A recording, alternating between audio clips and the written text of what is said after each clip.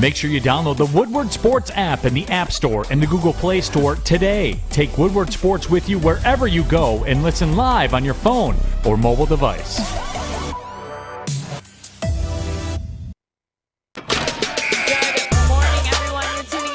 Woodward Show right here on the Woodward Sports Network, featured on the Roar 93.5 FM, 99.1 FM, and 94.7 HD2. You guys, before we get into the show and welcome the boys, we have a very important, special boy to celebrate, and that's Alex Westphal, our technical director. He's turning 24. It is his Jeff Gordon year. So, Happy draft birthday. that. Yes, sir. His Jeff Gordon year. Oh, because the race car number? Yeah. Oh, okay. That makes sense. That's only 24 I can think of. Is that He's in his bad? prime. He's in his prime. Well, yeah. I mean, whatever. But, like, Pepsi, you know? I don't know. Whatever. Happy But anyway, birthday, Alex. Happy birthday. We love you. Best TD. Well, sorry, Art. Ouch. But best TD. It's all right. Truth But hurts. you guys, Pistons had their season opener last night, and they lost, which was a bummer. They didn't lose by much, but they still lost. Yep. So, Killian Hayes, not doing what we want, but Jeremy Grant, pretty good.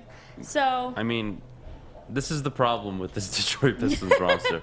Killian Hayes put up a donut, didn't get to the free throw line, never attempted a three-point shot. 0 points, 5 rebounds, 2 assists, minus 11 plus minus on the court. Jeremy Grant for his stat line, minus 10 on the court. These aren't, I mean, you don't really have a star player on this team outside of potentially Cade. Yeah. And this is what happens. You're home. You put up well over 20 points in the first 3 quarters. You're really taking it to Chicago. So, kind of a back and forth game, but you're feeling good about it. And come fourth quarter, things tighten up, and you're unable to score significant amount of points. You end up with 19 fourth quarter points. Kenny Olynyk kind of looked okay. Diallo looked okay. Saddiq Bey, in my opinion, was very disappointing. Didn't even hit a three-point shot. Giannis hit a three-point shot in the opening night. Saddiq Bey didn't. I mean, Yeah.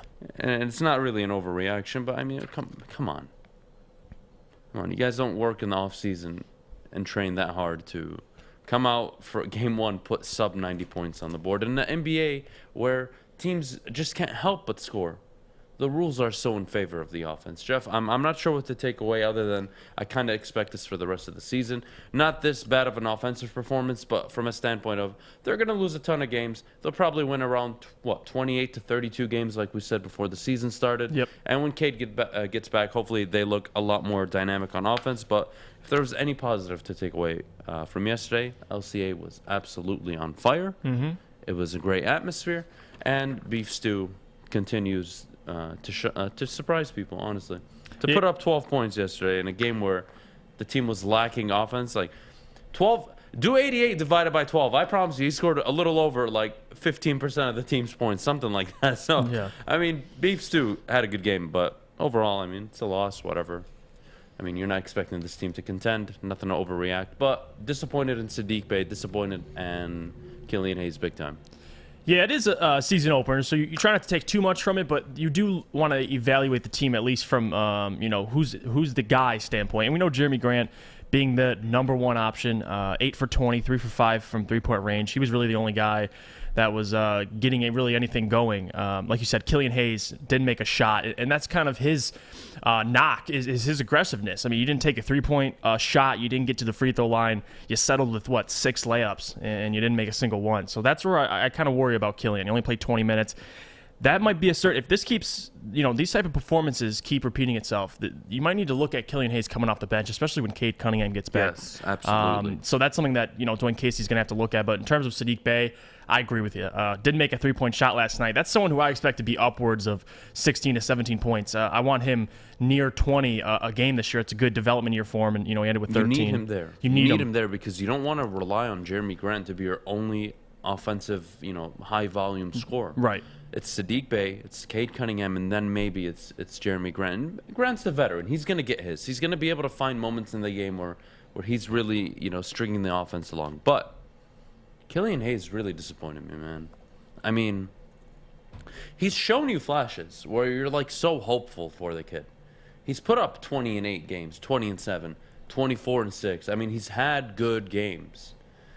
But you can't be a real good player in the NBA if you're having nights like this. I mean, and players that do find other ways to get involved. Killian, James Harden, if he's missing shots. How many assists did he have? 2 assists for a point guard. Yeah, on a night where, let's just say, hey, I had an off night shooting. Right. I wasn't feeling it. I decided to facilitate the rest of the night. Okay, you facilitated twice. And I don't agree. Dude, Chicago's not a top 3 team in the East. No. They're in the playoffs, no. but not top 3. They made a ton of moves, but they got a bunch of washed up, maybe slightly above average players. They don't have a single great player on the roster. You want to be a top 3 seed in the NBA, you need a superstar player. Chicago doesn't have one. It's not going to happen. I like Zach, though. He looked good Zach last is night. nice. He's not a superstar. Nice. He's not even a star yet. He's an all-star. Yeah. That's what he is. He's an all-star I'd give him the player. Star, but a superstar, yeah, I get what you're saying. That's next level. So Chicago, no, they're not a top 3 team in the East. If they were a top 3 team in the East, they should have beat Detroit by 120 to 90. Right. That probably would have been the actual score. But no. Look, Pistons are going to grow this year. They're going to go through growing pains.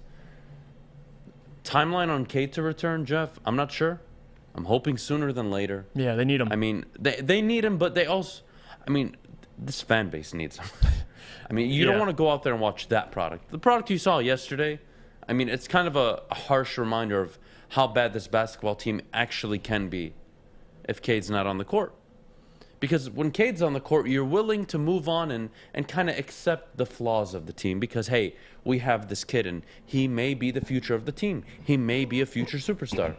So you kind of take the pros with the cons. But no Cade Cunningham out there. Sadiq Bey not having his best game. This team needs a closer. Hayes struggling. I mean, well, that's what Cade Cunningham has to be. 19 points in the fourth quarter. Jeremy Granton's not that guy, so you're hoping Cade Cunningham's that guy, if not Sadiq. You didn't see it last night. You're not going to win many games in the NBA scoring 19 points in the fourth quarter. Right. It's just not going to happen. 100%. So, rebuild year for Dwayne Casey. I mean, it's a rebuild for a lot of teams, but I want to shift a little bit to another person who made their NBA debut last night. I think he's your best friend. I'm joking. Jaylen Green. Yeah. Jaylen Green looked god-awful. 4-14, I believe, from the field. Yep. 9 points, correct? Yep. Kind of coming down to earth a little bit as a rookie. So the thing with Jaylen Green, right? So he was willing to put up 14 shots. And I think that says something about him, though, in a good way. Yeah. I think this is a guy that he needs time, just like every rookie, but... your thoughts on Jaylen Green's first performance? I'm not going to overreact, say he's a bust. I think it's easy for us to mock him because, I mean, let's be honest, he's one of the most unlikable people in Detroit right now, considering how he's spoken of the city. But regardless, I thought he was what he is. He'll have an off night, he'll have a great night, a good night, and then he'll have another off night. He's young, he's a rookie, he's going to have these kind of moments. I agree with you. I'm not worried about the shooting more so. It's really just if you look at his plus minus. I mean, the second guy on his team with the worst plus minus was a minus 27. Guess where Jaylen Green was? He's minus 37. So he blew the second guy out of the water, and that's what Jaylen Green is. I mean, when he's on the court, he's not the best defender. Not saying he can't defend, but he's very limited on his strengths. And if he's not shooting the ball well, you kind of struggle to see really what Jaylen Green is as a player. 100%. So last night, he's just finding his way in the NBA. I think he'll bounce back. People forget how bad Trae Young was his first game. LaMelo Ball, same thing. It's just these guys getting started. But you want to see him expand his game. I mean, if Jaylen Green's better than Cade Cunningham, I'm not saying, who's who, but if people really believe that, the guy needs to expand his game. I mean, if he's not making shots, just like we talk about Killian Hayes, you got to stay involved some other way. I mean, you can't be minus 37 if you're not making shots. Let's shift around the league a little bit. Got a few minutes left before we have to hit the break. LaMelo Ball. We were talking about this before the show. Yeah. My goodness. 2 teams really messed up. And one of them I actually respect as a franchise, which is Golden State. Yep. They made a big mistake. They thought of win now. Remind you of anybody, guys? Win now instead of secure the future of your franchise. They passed on LaMelo Ball because they wanted a big man. And they went and took Jameis Wiseman, who is now turning into street clothes, like you said. Yeah. And the Warriors are in a really weird spot right now. Mm-hmm. And I'm watching LaMelo Ball torch the Indiana Pacers yesterday. 31-9-7. 7 threes. 7 for 9. I mean, that was without Terry Rozier, which Yeah. means he carried that team to victory last night. Yeah. He's got superstar written all over him. And the Timberwolves won't live it down, and neither will the Warriors. That's really embarrassing. Your thoughts on LaMelo Ball real quick? Yeah, I mean, listen, the Hornets got their guy for the next decade Jordan plus. finally got it right. Yes, Jordan finally got it right. I mean, this is kudos to him. I mean, he was the guy that we were saying. I mean, you just mentioned it. The Warriors, James Wiseman. You could have had a Curry, LaMelo Ball, Klay Thompson at the wing for like front three. I mean, that's absolutely disgusting. I mean, his ability to shoot the ball. You saw it last night, 7 for 9. I mean, you say what you want about his form. The guy sinks threes, and he's an incredible playmaker. So he's going to be a superstar, like you said. In this year, next year, he's going to be in the All-Star game. Oh, he is. It's inevitable. 100%. It's probably this year. Yeah. He gets in this year putting up these kind of numbers. He's every night he's a contender to get you a triple-double. I mean, he's just going to fill up the stat sheet. He's going to be an all-star. Speaking of all-stars, let's talk about your boy. You weren't here yesterday. You're out with your birthday.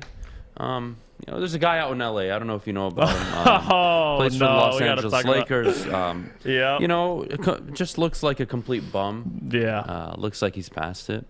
LeBron looks good. AD looked good. And then there's, this guy that, people like to consider a superstar, one of the best point guards of all time, yada, yada, yada. He comes out, puts up, 8 points, 4 assists, 4 turnovers, a plus-minus of, minus 14, minus 12, something like that, against let's be honest, an inferior Golden State Warrior team. Now, Adam, I know what you're going to tell me, Jeff. You're going to tell me, Adam, it's game 1. Let's not overreact. Let's not. But look, I'm a little worried. I'm not going to overreact. I'm really not. Yeah. I'm being, sarcastic a bit because, I mean, time and time again, Russell Westbrook loves to prove me right. This is what you're going to get in LA. I thought that's exactly what the Lakers are. LeBron and AD are going to be the main scorers. And Jeff, tell me what LeBron is so great at. What is he great at? Well, last what night, is his greatest asset, just in general? Being able to pass the ball. His ability to distribute, correct? Distribute, yep. What is LeBron's... What is the golden standard of LeBron when he drives to the paint, what he can do? He kick out the shooters. He's got the This team has no shooters. I know. This team has no shooters. I know. And now he's driving in and he's like, I got to dish it to Westbrook. Yeah. 0 for 4 from 3. Great. We're going to win basketball games because this guy... Guys, come playoff time. I mean, listen... They'll get their mojo going. 20, 25 games in, they'll look better. The Lakers will be fine. They'll be in the playoffs. But Russell Westbrook will prove time and time again that he's not a superstar. He's just one of those star players that just somehow, some way can't translate to winning basketball. And that's the reality. What'd you think of Westbrook game 1? Yeah. I'm a little worried. He was god-awful. We talk about... He'll get a triple-double the next game. We talk about Jaylen Green's plus-minus. Russell Westbrook, minus 23. The next person, minus 2. Think about game that. 1? It was minus 23, Yeah. so I was being generous. Yeah. Wow. I mean, this guy, when he's on the floor, he's a liability, and you saw it. We could talk about the shooting. This Lakers team, I'm concerned about their defense. I mean, they gave up 121. That's what they invested in. It doesn't make any sense. You invested to be a dominating defense, and it's game 1, but you let a Golden State Warriors team that had no answer for AD, no answer for LeBron. Yeah. And actually, you caused this to yourself because you kept DeAndre Jordan in the paint. You kept Dwight Howard in the paint, which limits LeBron from driving and getting to the basket. Only 1 shot made at the rim. LeBron freaking James, 1 shot made. And he still put up 30, which shows he's expanded his game. But that's problematic. Yeah. That's problematic. I don't like this roster. Yeah, it's going to be interesting. I'm a little concerned. If they're going to, they had Avery Bradley. They claimed him off waivers. Come 2 days ago, he's in their closing lineup. I mean, that's worrying. A guy who hasn't, he won a championship with them, but, that's desperation. That's trying to find a little bit of mojo. I am gonna be on Westbrook all season. Why? Because all you Twitter little fans continue to tell me how great he is. We have a sneaker show that used to tell me how great he is. He's a top 10 point guard of all time. Adam, you're disrespecting Russell Westbrook. I'm not. I'm just telling you what I see. And he hasn't proven me wrong. So until Russell Westbrook shows me that he can be a general leader on the court, and don't tell me leading a team to a 7 seed averaging a triple-double is what you call leadership. It isn't. I told you I'd take Tony Parker over him. Told you I'd take Billups. Why? Because I can actually win with them. Last I checked, you play in the NBA to win championships. Not just for individual accolades. If it was about individual accolades, he would be up there with, some of the greats. But This is not what we're talking about. You joined the Lakers to win a championship. Now hold them back. And he's not evolving. He's not becoming a different player. He's the same player. I mean, you don't win like that. You got to be able to change your game, shoot the ball. All right. That's how it works. Russell Westbrook and Jaylen Green might need a new job. So if they're listening, Westbrook for sure. Jaylen Green's fine. No. Russell Westbrook should submit an application on Northwestern Tech immediately. No, tell him about it, Jeff. Listen, Russell Westbrook's putting up bricks. And you know what I can help him with? A career change. Go to Northwestern Tech. You or anybody you know can start a new career in an industry that is always essential. It's the heating and cooling industry. Learn more today by visiting northwesterntech.edu. Tony is a third-generation logger that has a simple, practical approach to life and work. That's why his Coast DX342 knife is perfect for him. The stainless steel blade is rust-resistant and made for all-weather use. And the double roll-lock safety ensures that it will never inadvertently close when he doesn't want it to. That's why Coast is trusted tough. And welcome back, everyone. You're watching the Morning Woodward Show right here on the Woodward Sports Network. You guys, the Texans and the Dolphins could have a Deshaun Watson deal going through any day now. The Washington football team might be looking into it as well, which means if he goes with the Dolphins, there is a possible landing spot for Tua. Would we be interested in that in Detroit? I want to get your guys' take on Deshaun Watson going anywhere in general, and then we'll talk about Tua. Jeff. Well, in terms of Deshaun Watson, his situation, is still kind of unresolved. We don't know what the extent of all the accusations he's a part of really will be, but, to the Dolphins' credit, that is a team that's realizing who they have at quarterback. I mean, you look at the Arizona Cardinals. They took Josh Rosen. Next year, they drafted Kyler Murray. I mean, they took Tua Tagovailoa. I think they're starting to realize Tua is a quarterback that's trending in the direction of the Jared Goffs, the Baker Mayfields. Like, as much as I love Tua in his game, he's a type of quarterback that you kind of need everything going well for the guy. You saw him last year, Miami Dolphins. They had a very stacked roster in terms of just a defense. They had weapons. Now they have Jaylen Waddle, and he'll look good, but he's not a guy that's going to pull you to victory on his own. Like, he's not a Justin Herbert. He's not, the same guy who was taken, a couple spots after him, Justin Herbert. So that's just the reality of Tua. And I think good for, Miami for realizing that, trying to acquire Deshaun Watson.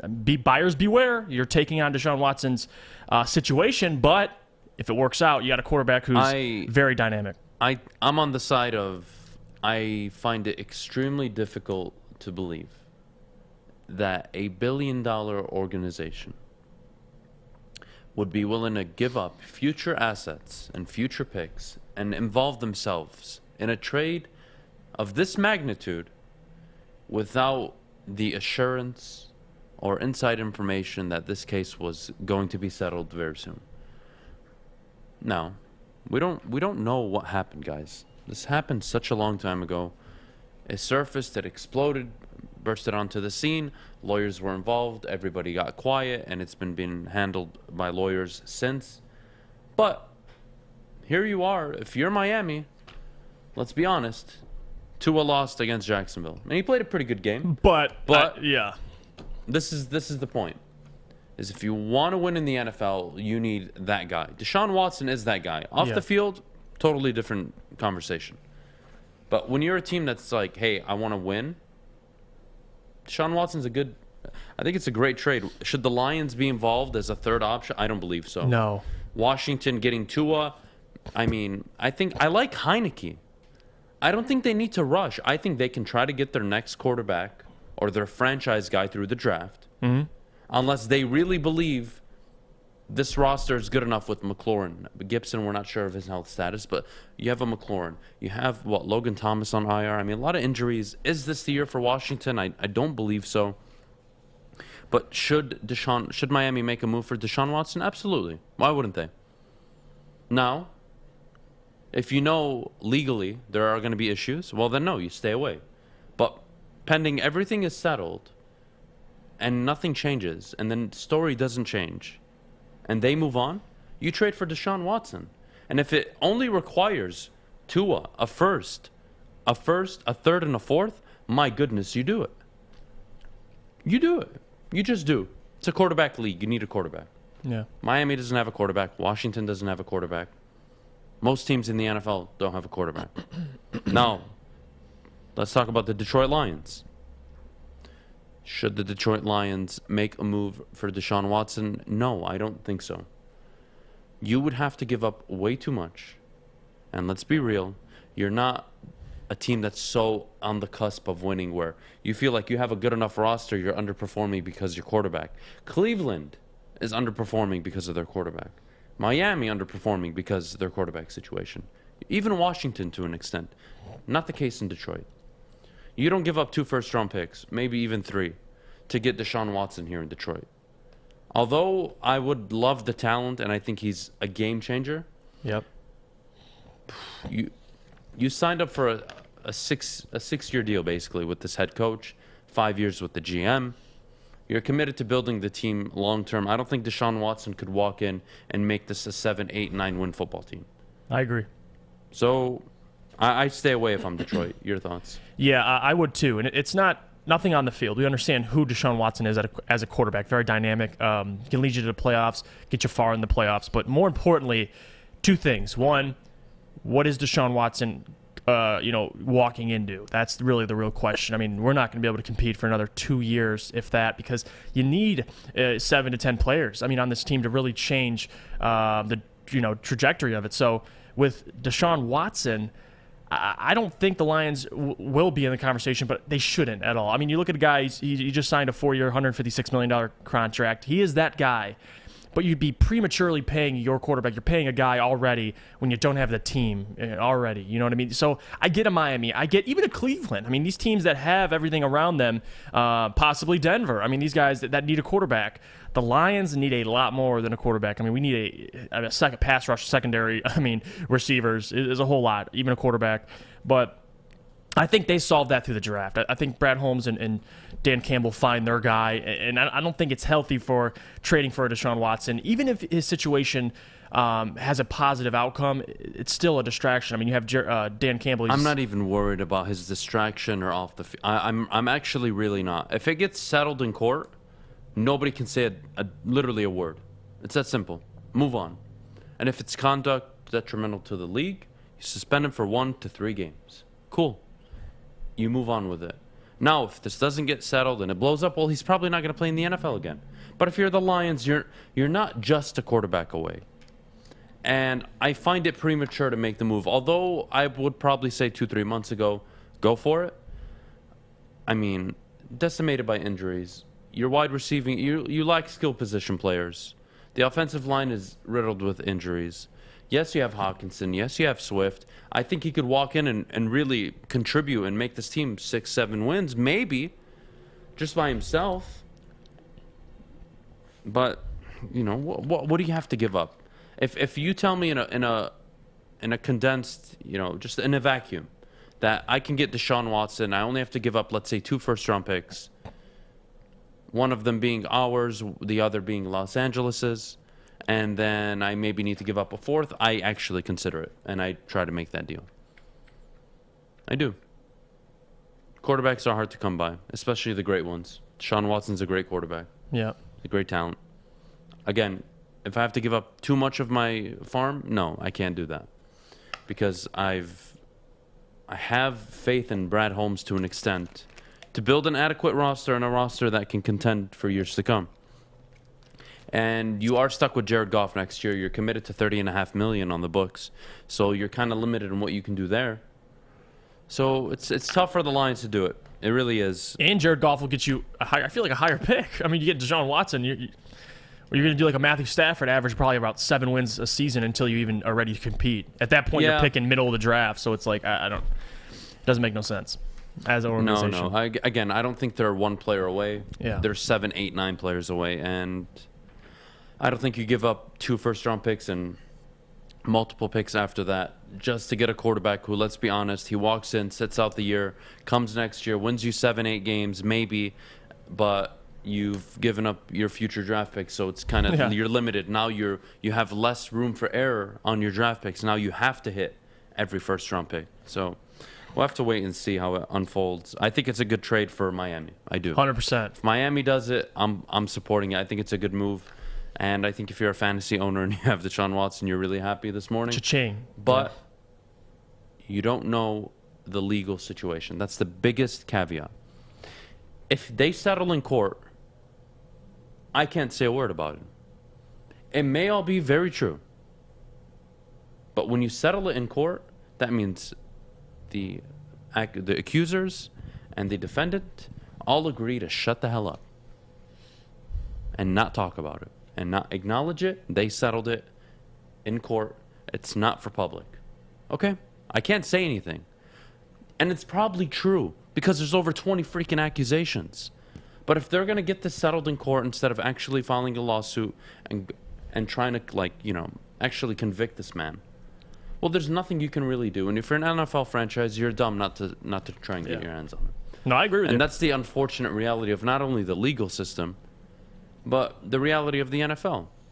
The NFL is not the moral league. I mean, it's not. It just isn't.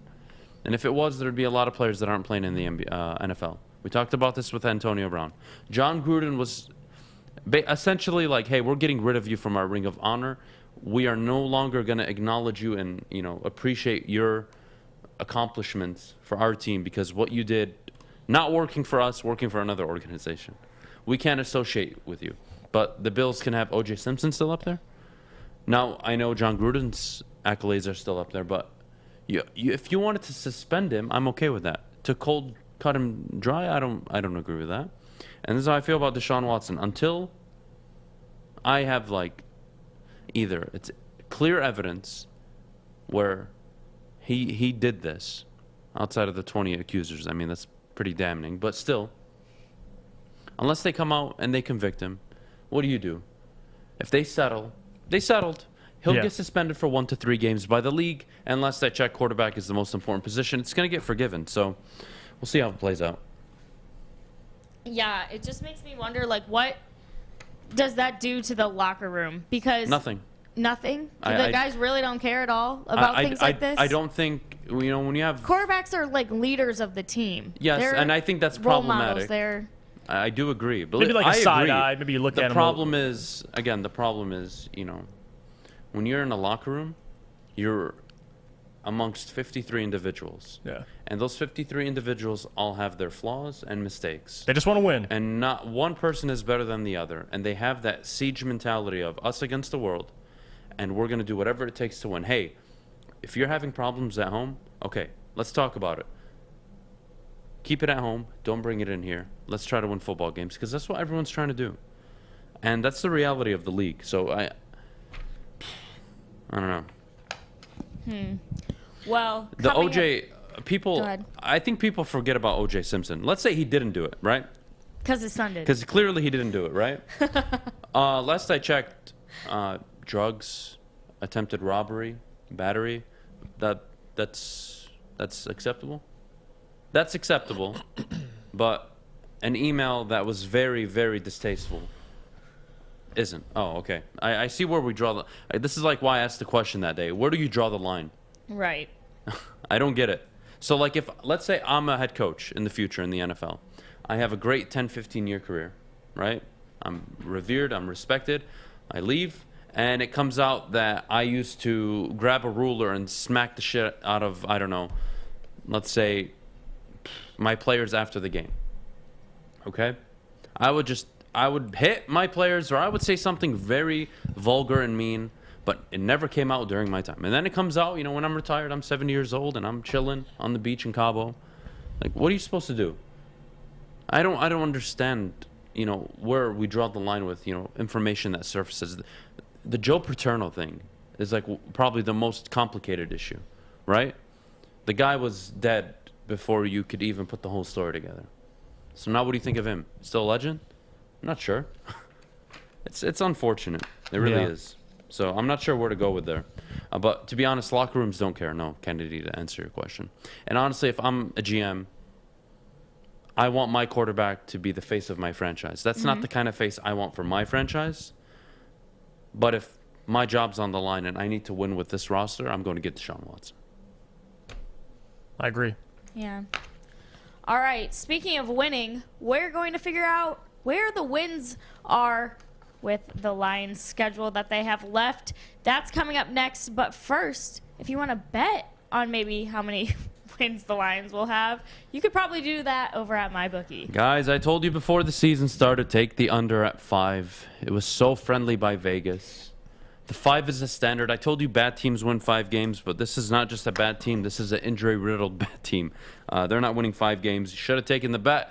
I would go check it out now and see what you can do on MyBookie. Bet from anywhere, anytime using MyBookie, guys. Thursday night football tonight. You have a ton of NBA action, NHL. You know how I feel about the over at 5.5. So what are you waiting for? Sign up today using code Woodward, and they'll match your first deposit up to 50%. You put in $100, they'll give you $50.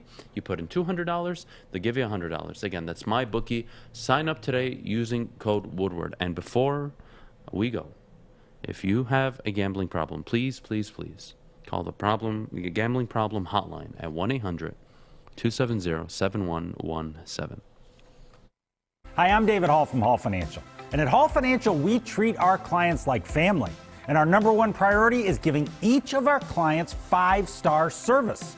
Our passion for 5-star service, combined with our expertise, allows us to find the best possible solution for refinancing your home loan. We take the time to focus on both the individual and the numbers. We're going to walk you through the process and close your loan in half the time of our competition. Go to davidhallmortgage.com today. Welcome back, everyone. You're tuning into the Morning Woodward Show right here on the Woodward Sports Network. You guys, we have to figure out where these wins will come from so we don't go 0-17 like Adam wants us to. We've got the fourth You are toughest so schedule. cynical. I didn't say I wanted them to. I'm just saying it would have been a great storyline. It's a great storyline. Do I have to reiterate this every week? It was a great storyline if we go 0-17. It is. Think about it. First team ever to do it. No one can take that away from us. That's Think about you. it. I'm just saying. Listen, just hear me out. One of the few teams in the NFL to ever go 0-16, and on the inaugural 17-game schedule, the Detroit Lions, one of the worst, most poorly run franchises over the last 60 years, in the first season, go 0-17. I mean, that's like poetic stuff, guys. You can't script that. I'm not hoping for it. I'm not wishing for it, but I'm just saying if it happens, that's a good storyline. Just saying. It would be interesting, obviously. They'd be in the news a whole lot more. They'd be in the news. I mean, they'd be talked about. 0-17. When's the first win coming? Because I have a lot of people telling me that it's coming October 24th. I don't know if you guys are aware.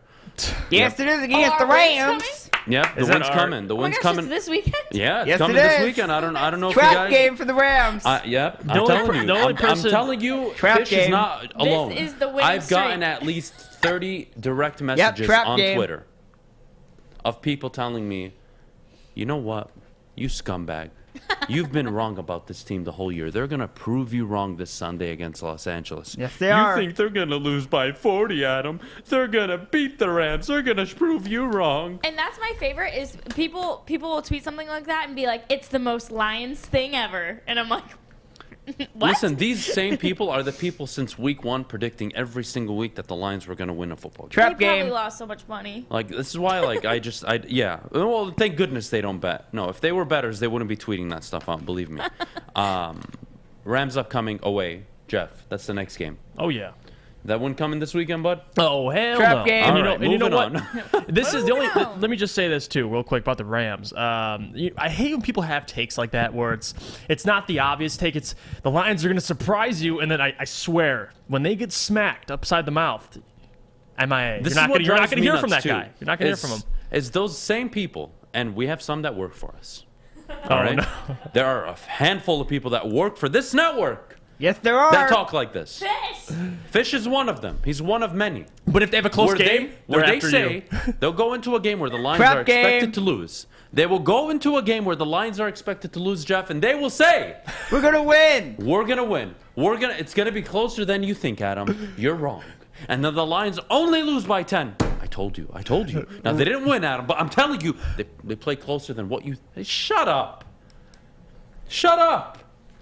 Moving on. Rams, you're not getting a win this weekend. No, let's go through it. Let's go through the schedule. Eagles at home? Oh, I think we see maybe potential. That's like 60-40, 70-30 maybe. I think 60-40 favoring the Eagles. Yeah. Oh, yeah. No, oh, yeah. I hope that's our first win because I said that back when I was on the midday show. I said that's going to be our first win. If I'm right, well, I'm going to feel really we good. did decent myself. against Lamar we're Jackson. on the same page because I did say this team likely would start 0-8 and go into the bye week defeated.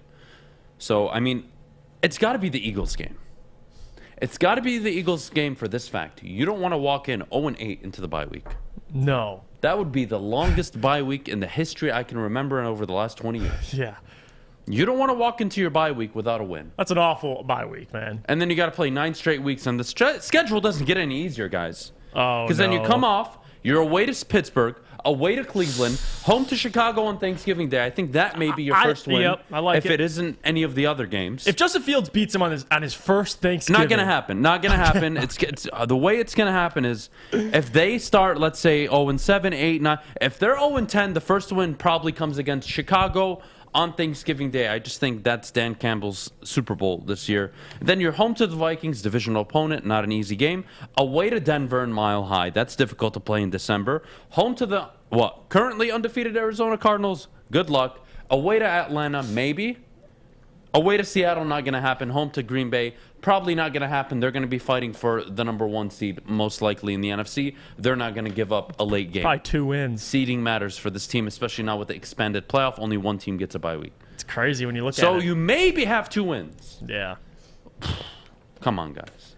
Can we stop with this every weekend? I got to read on Twitter, and you guys got to send me messages, and you people got to walk up to me in the office. Adam, Lions, they're going to cover against the Rams. Congratulations. They only lost by 14? Like, what are we celebrating here? Guys, I always talk about this. Have some standards. Have some pride as a Detroit Lions fan. Step up your standards. Stop saying, well, I'll take Jim Caldwell any day of the week, 9-7. I miss it. Unbelievable. I will. Stop this. Guys, you want a functional organization? Hold them accountable. Hold them accountable, and maybe in the next 10 years, if you win 2-3 divisions, if you win multiple playoff games, if you are relevant, you have a down year, you bounce back. If you're one of those teams that's always circling and in that conversation every 1 to 3 years, that's how you get rid of the same old Lions mentality, and that's how you define a great fan base and a great organization. Lions fans are great. Don't get me wrong. They're also delusional. This is the same fan base that actually thought they could win 8, 9, 10 games. And Jared Goff won playoff games and went to the Super Bowl. We're going to do it. Stafford was a bum. Guys, can we stop this nonsense? I understand you're a fan. But, I mean, what was his name? Crackhead? Crackman. Crackman. Crackhead. Crackman, Sat love up here that and guy. said, 11 wins? Did he? Multiple people on the Forward network said down the 8 to 10 field. wins. Holy. That's right, Fish. And this is not just a few people, guys. This is a good portion of the fan base. You're talking anywhere from 30 to 45% of this fan base genuinely believed with Jared Goff they were going to win 8 to 10 games. That is the problem. It's because even when you're bad, you're not willing to acknowledge it. I understand you want to support your team. How about you kind of look at big picture? That's a good start. But my goodness, I don't know when the wins are coming, Kennedy. Philly, Chicago at home, those are your 2 best bets. Those are your 2 best I bets. don't like them. And people can't even say, well, Atlanta defense. No, Atlanta's offense. I think they would even be able just to score more points than us. I mean, that's really all you need to do. They could win 30, whatever, to 20 something. It does not matter. We're going to lose that game probably in Atlanta. Kyle Pitts is going to have his legs under him. God, it's going to be scary. 2 wins at best, and it's kind of surreal to look at it now that we're 0-5, probably going to be 0-6, and we're looking at the season. I mean, I can't believe people out there really said. I mean, I said 5 games, and I was like, you know what, we'll move it up, we'll try and go 6 games. No, I mean 8 to 10 games. Wow. And no number 1 wide receiver. I mean, it's bad, and the injuries don't help, obviously. But even before the injuries, they're probably 4 wins. I mean, 3 wins. Guys, I mean, if you're lucky, you win 3-4 games. with, And let's with be all honest. everyone healthy. Can we stop this? Caitlin, I really like you. Always in the chat every morning. Big supporter of the show and the network. Thank you for being along with us every morning. Really, honestly, I really appreciate it. But But Here it comes. 9-7, No, it's not easy. That's a winning football team. Saying you'd rather Yes, build it off is. of 9 and 7 is the most ludicrous thing. You know why? Because if you go back to the Caldwell days, 8 of those 9 wins were fourth quarter comebacks, one majority by Stafford and Prater. Now, Adam, wait, wins are wins. You play to win the game. I get it, guys. But that's a flawed 9 and 7 team. If you're going to use the Jim Caldwell example with me, I'm telling you it was a flawed 9 and 7 team both years. They won games they probably shouldn't have won, and you guys, you know, in the NFL it's already difficult enough to win. No, you don't prefer to win. Excuse me, let me rephrase this. You don't prefer to win 9 games and try to rebuild off of that. You know why? Because you're the Detroit Lions. You're not the Baltimore Ravens. You're not the Pittsburgh Steelers. You've earned no right, no cachet, no respect, no credentials across the league for you to sit there and think, yeah, we're smart enough to rebuild by drafting at 15 to 18 every year. No, sorry, you don't earn that right. You haven't earned it. And until you do, you're not allowed to say that. This franchise has never been able to do that. And I'm supposed to sit there and say, yeah, let's just win 7 or 9 games, get bounced in the playoffs every 3-4 years, never win any meaningful games, have a losing record 4-23 in that era, in that time span under Jim Caldwell against winning football teams. Yeah, that's acceptable. No, it's not. No, it's not. Because then you do what? You make decisions like drafting Ebron over Aaron Donald. I don't want to talk about You that. make these type of decisions. The Lions haven't earned the right to win 9 games and try to build off of that momentum. They haven't earned the right. And until they do, I don't want to hear it. No. And you know, Terry said it best a couple days ago, I think. You had him on yesterday, but he was on Big D Energy Monday, and he said the Lions, the reputation's already there. I mean, if you win what, Adam? We talk about 2 games. If you go 0-17, you think people are going to still look at the Lions any different than they already do? It's the respect is missing, and I think you got to rebuild from the bottom up. And I think having the number 1 pick jumpstarts that whole process, man. You can do a whole lot with it. So 9 and 7. There's a lot. I mean, listen, I like Jim Caldwell, and I think the replacement was bad, who you had, but Jay, you're missing the point here, man. You're really missing the point. we're not mocking in the fan base.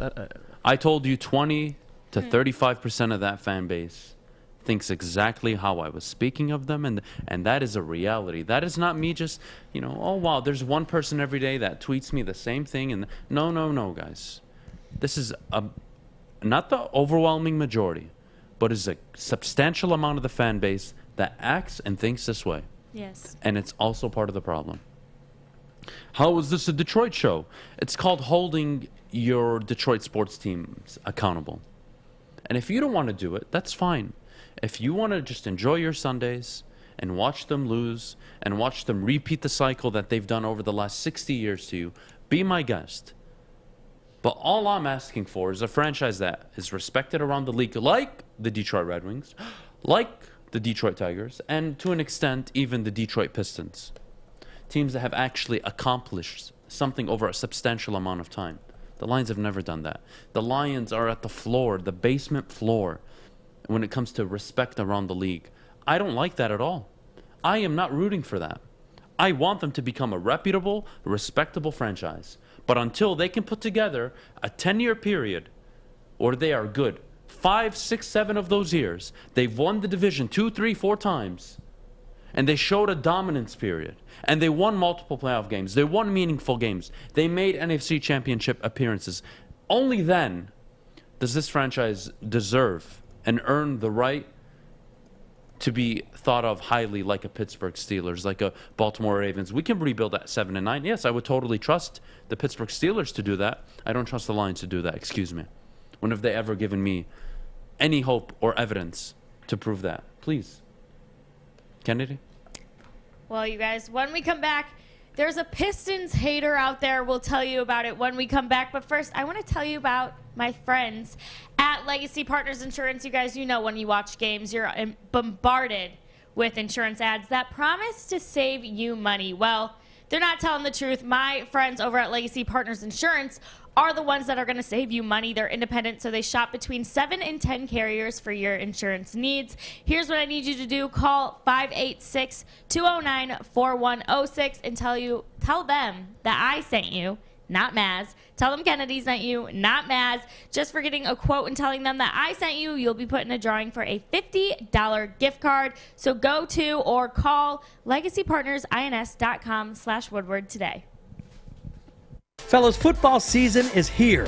It's time to make your grooming experience easy like Sunday morning. Get to Lady Jane's Haircuts for Men. Walk in, relax, watch your favorite team play, and before you know it, your hair will be game ready. Get to Lady Jane's, open 10 to 8, 7 days a week. Walk in anytime. It's wicked awesome. Morning, Art. Morning, D-Mac.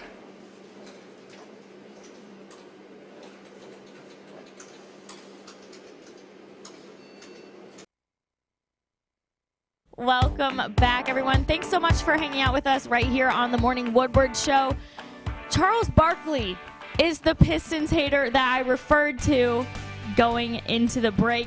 He asked on his show, why would I be watching the Pistons? Well, I know these guys have some reasons for you. So, Jeff, I'm going to start with you. Why should anyone watch the Pistons? Well, in basketball, obviously the big market teams are what everybody pays attention to. They draw attention to. You look at the Lakers, the Warriors, the LA Clippers, all these Miami Heat.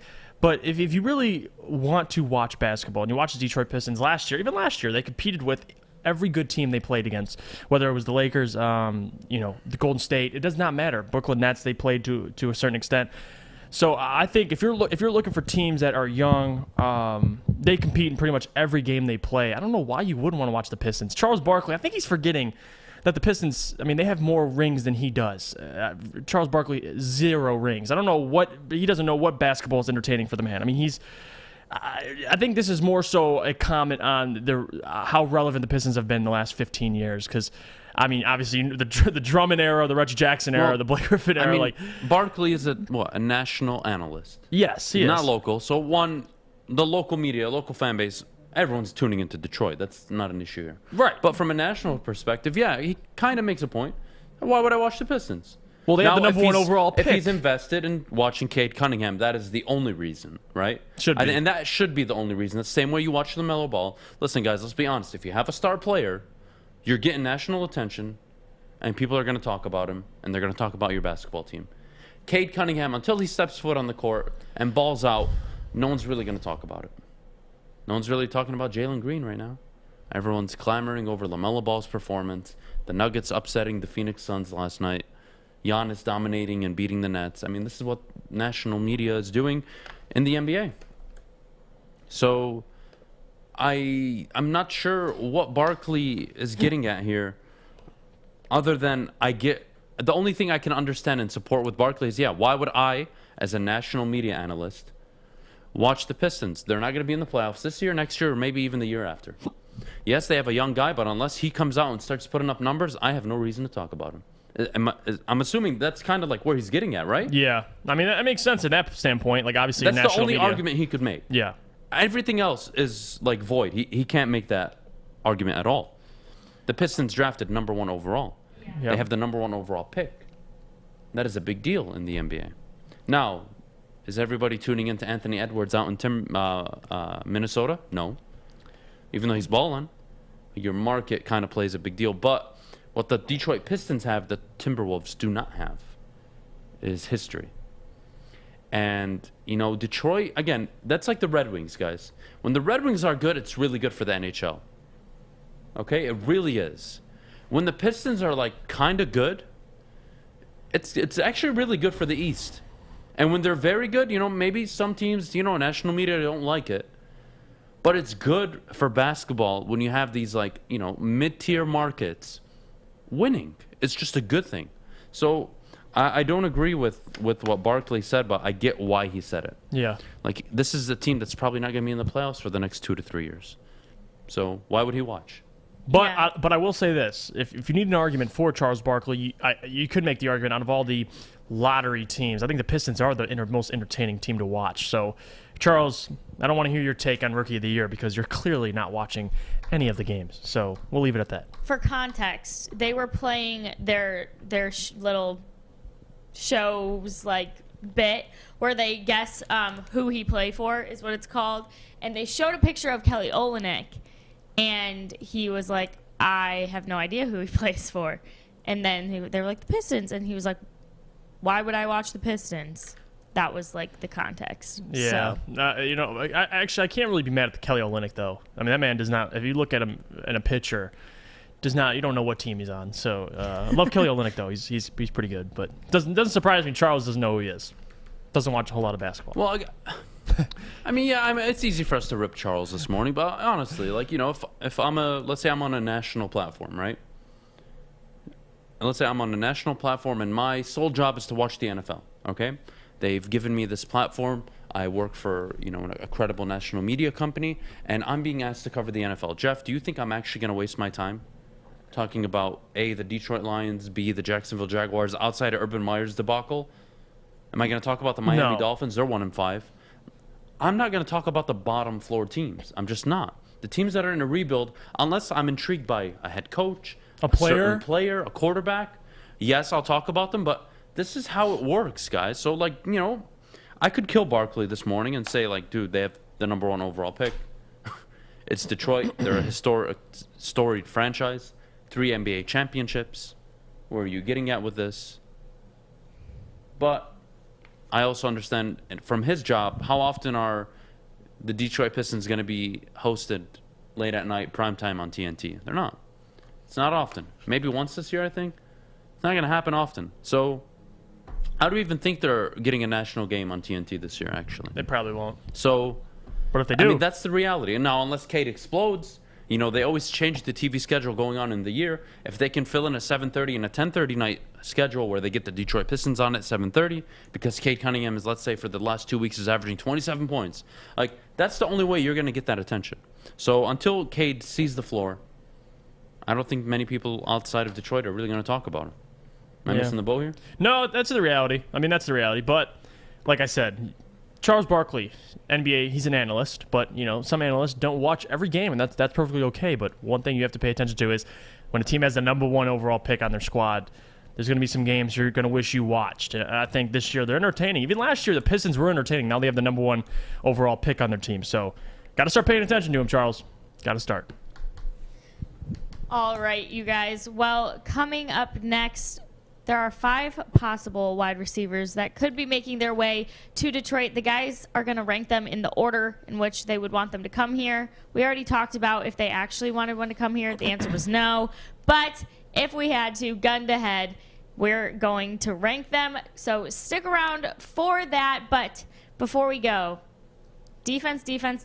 We got to hear about Guardian Alarm. All right. Well, listen, I knew a man who got his house broken into it. And if he knew about Guardian Alarm, that would all change. Guardian Alarm gets it. Good defense on and off the field, helps you feel secure. Guardian Alarm has state-of-the-art technology that helps you feel safe, all with 24/7 local monitoring.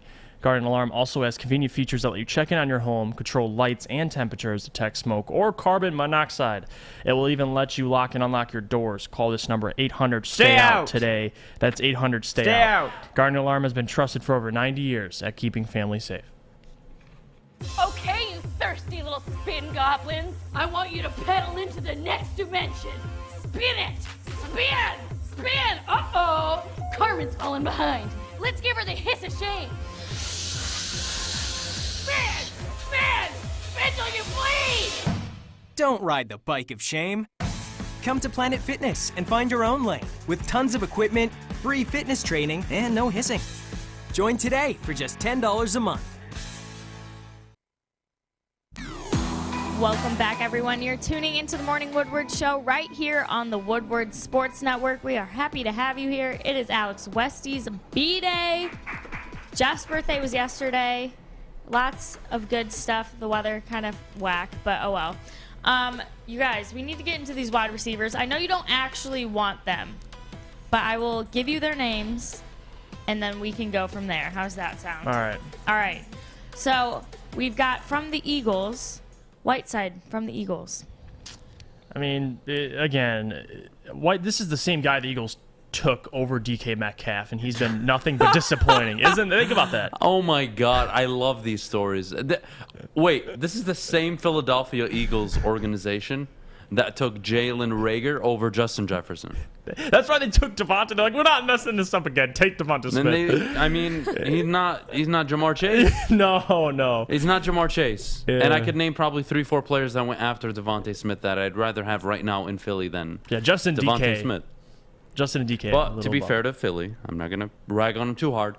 They want to see what they have in Jalen Hurts. So I understand the move of getting a wide receiver. Do I have my franchise quarterback or not? I'll allow it. All right, the next one on the potential list, Preston Williams from the Dolphins. Nope, injury prone. Again, I'm going to say the same answer probably for every single one of these guys. I'm not sure who they are. But again, you bring in a wide receiver, it's not changing the fortunes of your team. Jared Goff will not improve. He would suck with the best wide receiving core and the worst one. Now, his numbers may look a little better. He may be a little more efficient, but he'll still make the timely red zone turnovers. He'll still fumble the ball because he has small hands. That doesn't change just because you add wide receivers. The team isn't good. Go draft them in the 2nd, 3rd, 4th round and go hit on a few like good organizations do, and you'll be fine. All right, the next one. Yeah. Coming from the Cardinals, Andy Isabella. Yeah, that's exactly what we need. A 5'3" wide receiver in Arizona. The 5th we need Arizona's 5th option. That's how bad we are. No, Jeff. Yeah. I'm not trying to dog on Andy Isabella, but I have a bad taste in my mouth. The guy scored 2 touchdowns last year against Detroit. F him. Yeah, that is true. Andy Isabella, he's a speedster, but like you said, it depends. What are you getting these guys for? That's the question. Like if Andy Isabella, you're trading. If Arizona's like, here, have him for a 7th rounder, whatever the case may be, 6th rounder, maybe. But you just traded a 6 for Trinity Benson. See how that worked out. It's not the ideal move. So I don't know. Andy, he might be the best one so far, but no, I don't know about that. All right, the next one we've got is from the Bengals, Auden Tate. Bring another Tate back to Detroit, but no. I mean, other than the name being Tate, he's 24 years old. Listen, like I said, it just depends what you're getting these guys for, Adam. I mean, I don't know. Here's a guy that... You couldn't pay me to have these guys on the roster. He's caught 3 passes this year. No, why? It's I have tough. Amon-Ra St. Brown, 4th round pick, correct? Yep. I want to figure out if he's going to be a good wide receiver. Is he a 1? Probably not. Is he a 2? I don't know. Probably a 3, but can he be a 2? I need to know that. Get him on the field. Get him as many targets as possible. Move on. Why am I going to take away from a young wide receiver that I drafted? Why am I going to bring in a veteran guy that's going to win me 1 maybe extra game? Let's go say you get one of these 5 wide receivers. You win maybe 1 extra game? Wow. Great move.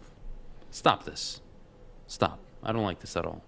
Well, we have one more to go through, and that is Michael Gallup from the Cowboys. Oof. All right, Jeff, you can start on this one. Michael Gallup, great receiver, obviously, but it depends. You got to understand where you are as a franchise. Where is Michael Gallup at his career? And Michael Gallup, this is a guy who wants to get paid. So if the Lions are willing to, you giving up essentially a pretty decent pick for him, you're getting a Michael Gallup, you're going to have to sign him. It's for what? I mean, Michael Gallup probably isn't your number 1 in the next 2-3 years, so why do it? I mean, this isn't a DeAndre Hopkins for a 2nd-round pick. This is Michael Gallup, who you might probably get for somewhere in the mid of the rounds, and you're going to have to sign him to an extension to pre-up him to whatever he wants to get paid. And he's been injured, so it's tough for Gallup. I like Gallup, I really do, but it depends what you're getting him for, and will he be healthy, and how much are you going to pay him? How much are you going to extend him with? I don't know. There's a lot of questions with that, but I think Gallup's probably the best one so far you've named, but in terms of just what his asking price, it's tough, man. I think the Lions should just avoid all these wide receivers and just build to the draft. They should, because they have an abundance of draft picks. Yeah. It's proven in the NFL you can go find a Michael Thomas in the 2nd round, an Antonio Brown in the later rounds, an Emmanuel Sanders in the later rounds. You can find good wide receivers if you just get your act together as a front office. Mm-hmm. The Detroit Lions have an abundance of draft picks. They seem to have a stable front office at the moment. We'll have to wait and see. Too early to judge all of his draft picks, but do it through the draft. Trading for a wide receiver midseason honestly does nothing for the team. You're winning 2-3 if you're lucky 4 games this year. The wide receiver position upgrading slightly isn't making that much of a difference. You're not going out and getting a team's number one. You're not going to get a Justin Jefferson. You're not going out and getting a DK Metcalf. You're not going out and getting one of these young up-and-coming wide receivers. Sure as hell not getting Jamar Chase. So what are you doing? Enough. You're not trading for a wide receiver. No way. This isn't Hopkins for a second-round pick. I mean, this is Trudy Benson for a 6th, Michael Gallup for probably a 3rd, 4th. I mean, what are you getting him for? And you're gonna have to extend him. It's not worth it. It's not worth it. It's not worth it at all. Again, that is an NFL team's 3rd wide receiving option, now 4th, behind Cedric Wilson. This is an NFL team's wide receiver that when it was him and Amari Cooper, they went out and drafted CeeDee Lamb, 13th overall? Yep. Guys, teams are telling you what they think of these players. None of the players you just listed, the Lions should even consider targeting for, even if it was just a 7th round pick. No. Well, you guys, there's something we need to address. All and right. Westy, could you put up the full shot of the boys? We have now changed the back wall, so no one yell at us. We didn't know that there was. Listen, we did know, but we Joik didn't know. is on there. Joik's there. Don't All right. worry. People can stop freaking out. He's right there. Are you serious? Between Ben Wallace and Bill Laimbeer. Right above Gordie Howe. All right, listen. We had our reasons for keeping him off. Yeah, I heard you made an appearance. He had to earn it. Okay, Joik earned it. It was a Wayne State, legend. Not so much as a Lion, but he was a Wayne State legend, and this is a Detroit sports network. We consider high school, collegiate. Doesn't matter. We consider high school? Absolutely, which Then is why why are everybody not- in this building. What about Pee Wee football? Which is why everybody in this building That's pretty will good. be collaborating with me over the next few days. To And we're be going to on put the wall? something very special together for Joik Bell. Let's go. Because I Wow, have a that's point nice. to make. That's But- nice of Oh, you. thank you for that Zoom, Westy. That's beautiful. Oh, yeah. There It's you his go. birthday. He's just having fun over there. is. So congratulations, Joik. You're on the wall. I love We Joy. love it you. up. Love Joy.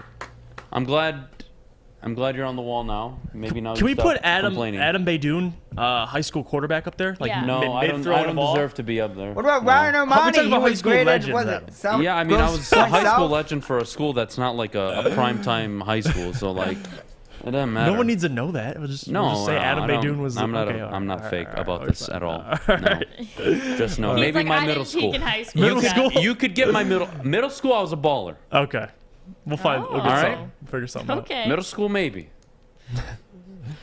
Middle school. It's out. ridiculous, Adam QB could run RPO for the Lions. dude. I swear, guys. Like I love really Mike. try to like hold back things sometimes. How I understand sometimes I come off very abrasive and very like aggressive towards some of my takes on the lines, but I mean this so genuinely and seriously.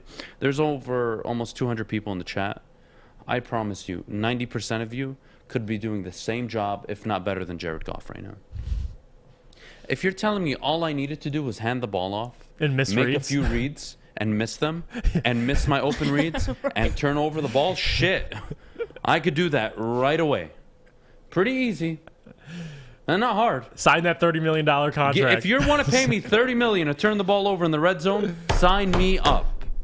And I promise you, all of you in the chat could do a better job, if not the same job Jared Goff is doing. So, I had to throw that in there. I'm sorry. I'm sorry, Jared. I'm not sorry actually, but you're a good dude. Yeah, But you said that suck. before. You suck as a quarterback off right the now. field, good dude. I don't know on what the happened field. to you. Yeah, no, I already addressed him. He's a Yeah. great dude off the field. Great Yeah, family. awesome, Very yeah. charitable people. Football But- play. Yes. But football play, man, I don't know what happened to you. Like, honestly, like, we have 3 minutes. I want to talk about this. Okay. Okay. Let's do it. In recent time, and you guys are a little young, so maybe I'm just out here We are on not. my own. Well, I'm a. You act like I'm an you're avid Grandpa historian. Adam I'm up an there. avid historian of this Okay. game.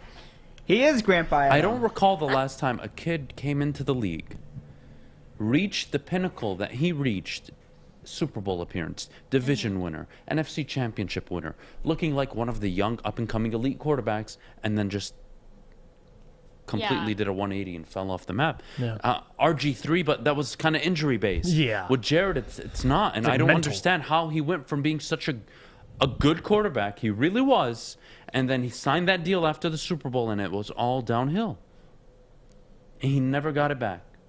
And I attribute a lot of his success, don't get me wrong, to Sean McVay and that organization, yes. But He was out there slinging the ball. It's not like he was some scrub early on. And how he's fallen from grace and become this below-average quarterback blows my mind. Blows my mind. It's, you know what, similar, you could make the argument, but also it's injury based, is the whole Carson Wentz. I mean, there's only a couple guys that have made this type of dramatic, and even Carson Wentz right now is playing pretty good, but yes, he has a pretty good team around him, but regardless, Jared Goff, that whole scenario with the transition, now he's going, he still hasn't won a game without Sean McVay, and That's I believe bad. That's such a bad look. You know, honestly, I know. like, there are very little things I root for because, like, I feel bad for people. That's probably one of them. The reporters just hitting him with want questions. them to win a game so this guy can just get a freaking win. Yeah. And he can never say, I never won without Sean. Like, that is awful. We got to hit the break, don't we, Kennedy? We do, and I'm glad we're talking football because I need to tell you about the football you should be watching tomorrow, and that is obviously the Woodward Sports Friday Night Clash. Every Friday, we broadcast one of the best games in Metro Detroit on Facebook, YouTube, and Twitter at 9 p.m., so make sure you're online for that. This week's matchup is Detroit Martin Luther King versus Moeller, all the way from Cincinnati. You know what? I really hope Martin Luther King gets this dub because I'm already traumatized from Cincinnati last week. So Why? Make sure. Are you kidding? OH. IO. No, Ohio not, sucks, so that's not even a question. not that's not. What are you well, yeah, talking they about? beat Notre Dame too, but Yeah. I was talking about the Bengals. Oh. I was like, that was Get with the ugliest program, game I've Adam. ever seen. Oh, okay. Okay. Well, you haven't been anyway. around long enough. There have been uglier games than that, but okay. Yeah. I'll dismiss it. It's fine. Okay, during my live read. Halftime kick to win $10K, so make sure you guys go out if you can. Remember, that is Detroit Martin Luther King versus Moeller, all the way from Cincinnati. All right, after the break, we're going to talk about Taylor Decker. So come back, stick around, don't leave. I'm looking to bring on another HVAC tech right now. We are recruiting 5 to 10 techs a month. We're looking to grow and expand. Every new tech we hire is from Northwestern Tech. The hands-on training is fantastic. They're always my first call. We love hiring Northwestern Tech grads. They come out trained and ready to work. Our program is only 10 and a half months, and our next classes are starting soon. So why wait? I'm looking to hire Hire a graduate of Northwestern Tech. Northwestern Tech. Northwestern Tech. Northwestern Tech. Welcome back, you guys, to the Morning Woodward Show on the Woodward Sports Network, featured on the Roar 93.5 FM, 99.1 FM, and 94.7 HD2. Like I said, we're going to get into some Taylor Decker talk. We know he's been out the entire season from that pass block at practice right before the season opener, but Decker has since returned to practice, but he's still experiencing discomfort in his hand. Who cares about Taylor Decker? My girl Kennedy is getting compliments in the chat right now. Looking great, looking clean, Kennedy. Thank you. Or I should shower quote, sometimes. I mean, looking good, Kennedy. Looking good. You know what's not looking good? Guys, Taylor Decker. guys. That is true. I was so She's confused. blushing now. Keep the camera off me, Westy. No, keep it on her, please. But anyway, Campbell said there's a chance that they shut Decker down and that they've got to figure it out within the next few weeks. But Adam, please. Look, I mean, is it a blessing in disguise? No. I think, hey, I'll tell you why. I mean, me and Terry sat up here yesterday, and we were talking about trading Decker. Yeah. 3 hours go by, the report comes out, they may shut him down for the rest of the year. Like, guys, you can trade him next year after June 1st or cut him. Probably trade him, but you're probably only going to get a 3rd or 4th round pick if you're lucky at that point. Teams would have reloaded. They would have re-signed players. They would have gotten players in free agency through the draft. So, you know, from here, I mean, it is a blessing for Penei Sewell. He gets to stay on the left side for the rest of the year. I'm very happy about that. That's actually, again, guys, you can like me or not for saying this. I don't care at this point. But it took an injury for the Detroit Lions from making an abominable decision of keeping Penei Sewell at right tackle. That's how dumb and naive and incompetent they are and they've been. I'm sorry. And there's no other way for me to say it. The same way Anthony Lynn and that coaching staff, it took Tyrod Taylor getting shanked by a trainer for them to name Justin Herbert the starter over Tyrod Taylor. What were you thinking? What were you seeing in camp that nobody else saw where you couldn't play this guy? Because clearly he is light years beyond the quarterback Tyrod Taylor ever was. And you missed that. And now you're in Detroit, and here we are. Oh, we're going to move Penei Sewell to right tackle. Okay, he looks god-awful in the preseason. And then you're going to throw him out there for the rest of the season at right tackle when he looked god-awful in the 3 games. And now, I'm going to be objective. Penei Sewell has had 3 bad games as a Detroit Lion playing left tackle. I do remind you, he was 20 years old for most of those games, just turned 21. He is a rookie. He is allowed to struggle. Excuse me, rookies are allowed to struggle in their natural position. When they struggle outside of their natural position, it really drives me nuts because it shows how incompetent people can be. He's in his natural position. I hope 3-4 weeks from now we're talking about, wow, he's really gotten better. The mistakes have gone down. Less penalties. He's giving up less quarterback pressures. Good. That's what you want to see from your rookie. Especially when you, excuse me, you labeled him and drafted him as your quote-unquote generational left tackle. So excuse me, another naive decision by Detroit took an injury to save them. Unbelievable. I'm not happy about it at all. And it has nothing to do with versatility. No. You drafted him number 7 overall, not for him to be versatile. You drafted him for him to be the left tackle, potential Hall of Fame left tackle for the next 12 to 14 years. That's why you drafted him. And if you didn't, I really don't know what else I can say to you. It is negative in the fact that if you want to trade Taylor Decker right now, you're not going to be able to do that. You got to wait till the offseason. But I like this from the standpoint of it forces them to play Penei Sewell at left tackle because this offensive line, the depressing part about this season is this offensive line hasn't been able to play snaps as a unit. I mean, you had Frank Ragnow in the lineup. He's out for the season. Taylor Decker hasn't played a snap all season, so that's the struggle, is being able to get these guys just chemistry-wise. And I like it. Penei Sewell plays the left side. He's going to stick there the entirety of the year. The frustrating thing, Adam, is he plays left tackle the rest of the year. Does he move to right tackle? Even if, let's say you don't trade Decker, I don't know what the Lions are going to do. This is such a Lions thing to do. So you're keeping the whole year. He stays there. That's his career position at that point, in my opinion. He stays a left tackle. You draft the guy at left tackle, okay? But, again, because of expectations, you said this was a generational type talent, can't miss, unbelievable. We've never seen this type of player before. Okay, good. Keep him at his natural position. Let him grow. Oh, so we're going to play him the first year at left tackle because we were too incompetent to name him the starter, so we put him at right. He looked god-awful. And then Taylor Decker got hurt. He played left tackle his first 2 games, looked really good, struggled for a few games, had a good performance the other week, and now he's going to be the starter for the rest of the year. Next season comes, we're going to move him back to the right. That'd be idiotic. Great. That is so typical. I don't agree with it at all. And I hope if this injury means anything, solidifies. It means that they're going to move on from Taylor Decker, go get a 3rd or 4th round pick, or they move him to the right tackle position like they should. And everybody's happy. You keep your good offensive line. There's no need to rebuild it. You move the veteran to the right tackle. You keep the young, promising, generational talent on the left side. And by next year, you will be a better football team. Wow. I didn't know football was this hard, honestly. Like, it's unbelievable how hard people make it. Like, people like to say the only thing is this is real life. This is not Madden. And in real life, you could still trade Decker. There's someone out there, definitely. Like we mentioned, the Carolina Panthers. There's other teams that need a left tackle that would be willing to acquire a guy like Taylor Decker. So the deal's there. The Lions need to make it happen, or talk to Taylor Decker, whatever he wants to do, change positions or just get traded. Lions can address that right tackle spot in the draft. That's what needs to happen. Penei Sewell needs to play left tackle for the rest of his career. That's how I feel about it, man. That's where he'll ultimately reach his ceiling. I've said that before, and I think it's better for everybody if he's on the left side. It's better for him. It's better for the team. So that's how I think. Kennedy, I want your take on this. All right. Okay. Decker, let's just say they shut him down for the year. Penei's at left. Mm-hmm. Going into the offseason, what are you doing? And what do you think they should do?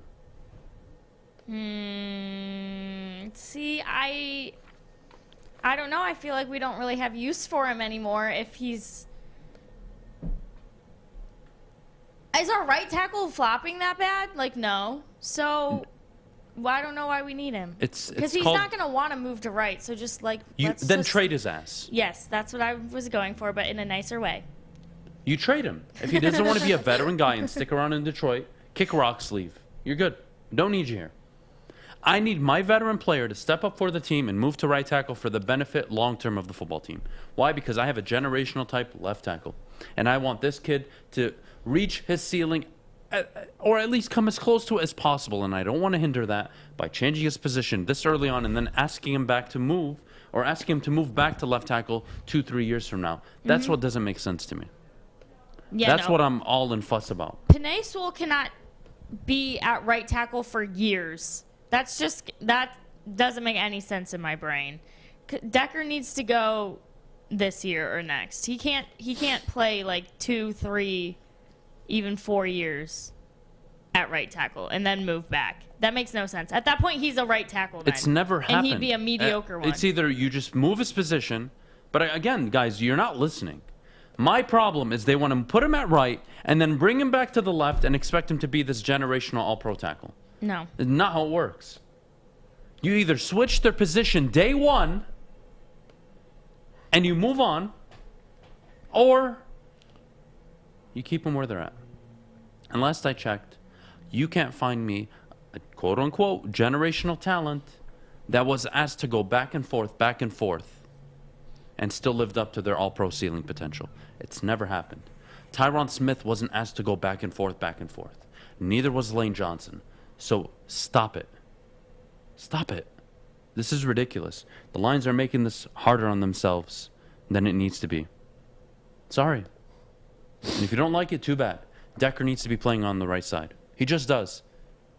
And it really makes me sad, honestly. Because you bring in a Brad Holmes, you bring in a Dan Campbell, you give them the 5-6-year deal, and you know what they do preseason? They move the kid at right tackle, they see him failing miserably, and instead of being a guy that says, willing to say, hey, you know what, I made a mistake here, this kid doesn't look good, it's detrimental to this football team for me to keep him on the right. Taylor, I am asking you to move to the right tackle position. I need this kid to give us the best he can give us. I don't believe it's on the right side. Taylor, you're moving to the right side. If you have a problem with it, I will trade you. That is a leader. Not the leader that hides behind, well, I'm not sure yet. I'll let you know. Well, we can't confirm yet. Can't confirm yet. That's not a leader. That is you make your decisions and you live by them. You don't go back and forth on your decisions as a leader of an organization. In football or in the war, it doesn't matter where. You do not go back and forth on your decisions as a leader. You make them and you live with them. Yep. Either you're right or you're wrong. There are two options only.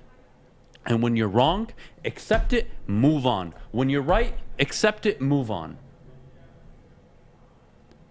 And that really disappoints me that you're not getting that in Detroit right now. But you know where they're getting it?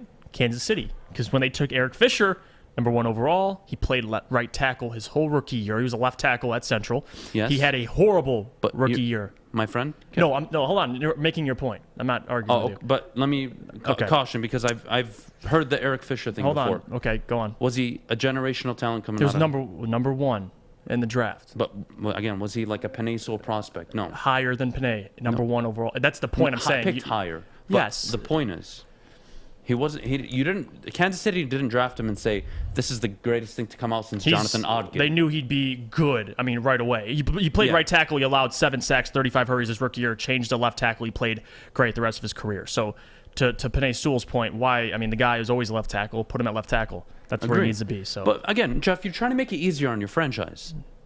I mean, guys, this is not rocket science. Now, if you had, this idea in your head, well, you know what?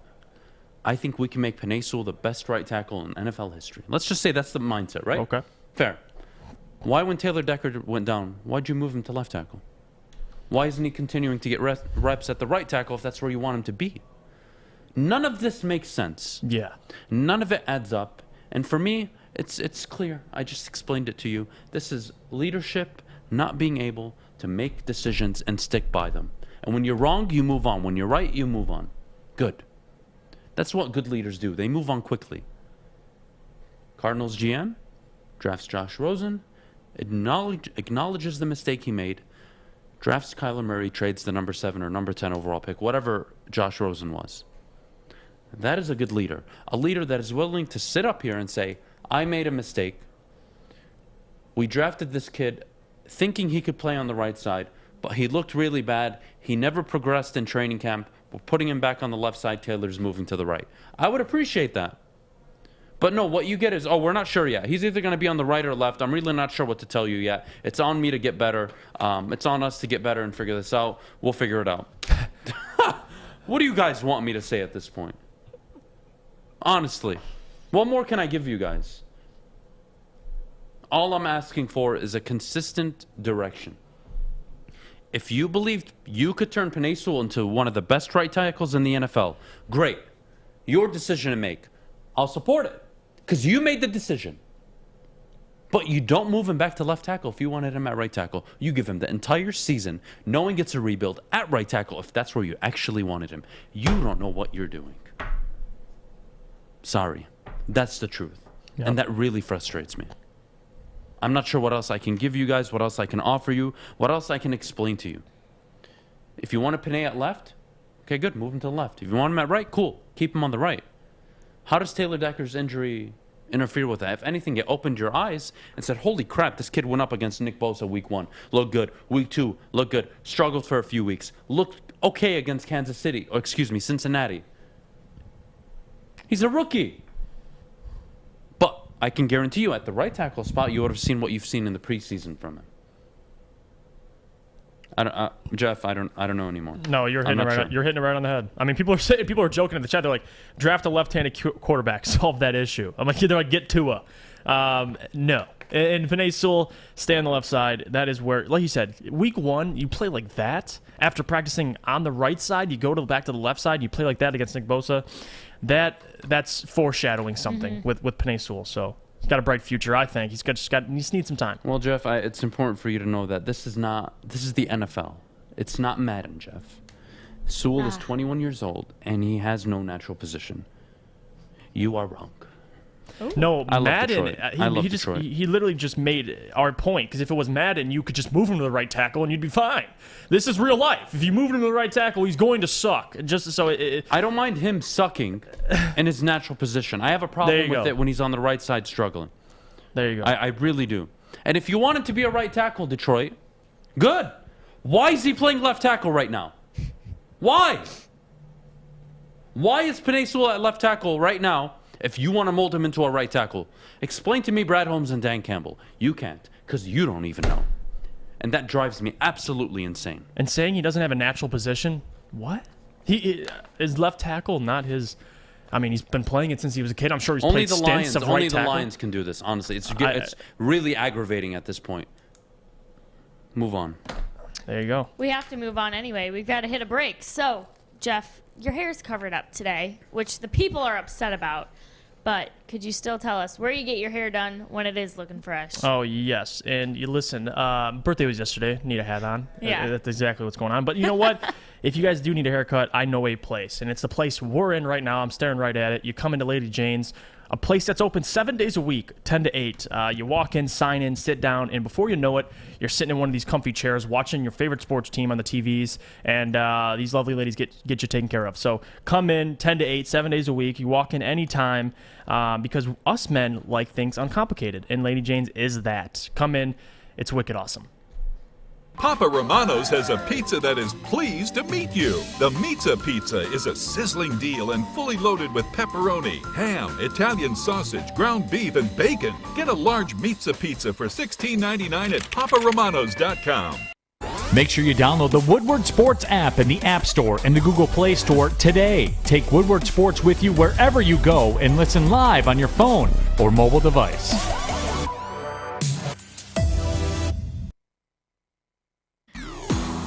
Welcome back, you guys. You're going to be irritated with me because we've got to talk about Matthew Stafford. I know some of you Lions fans are sick of hearing the name, but you know what?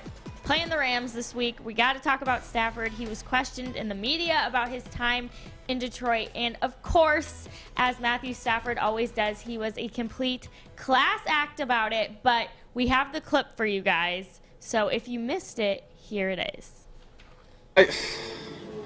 Everybody wants to say I circled the Rams. I asked for a trade not knowing anywhere where I was going to be.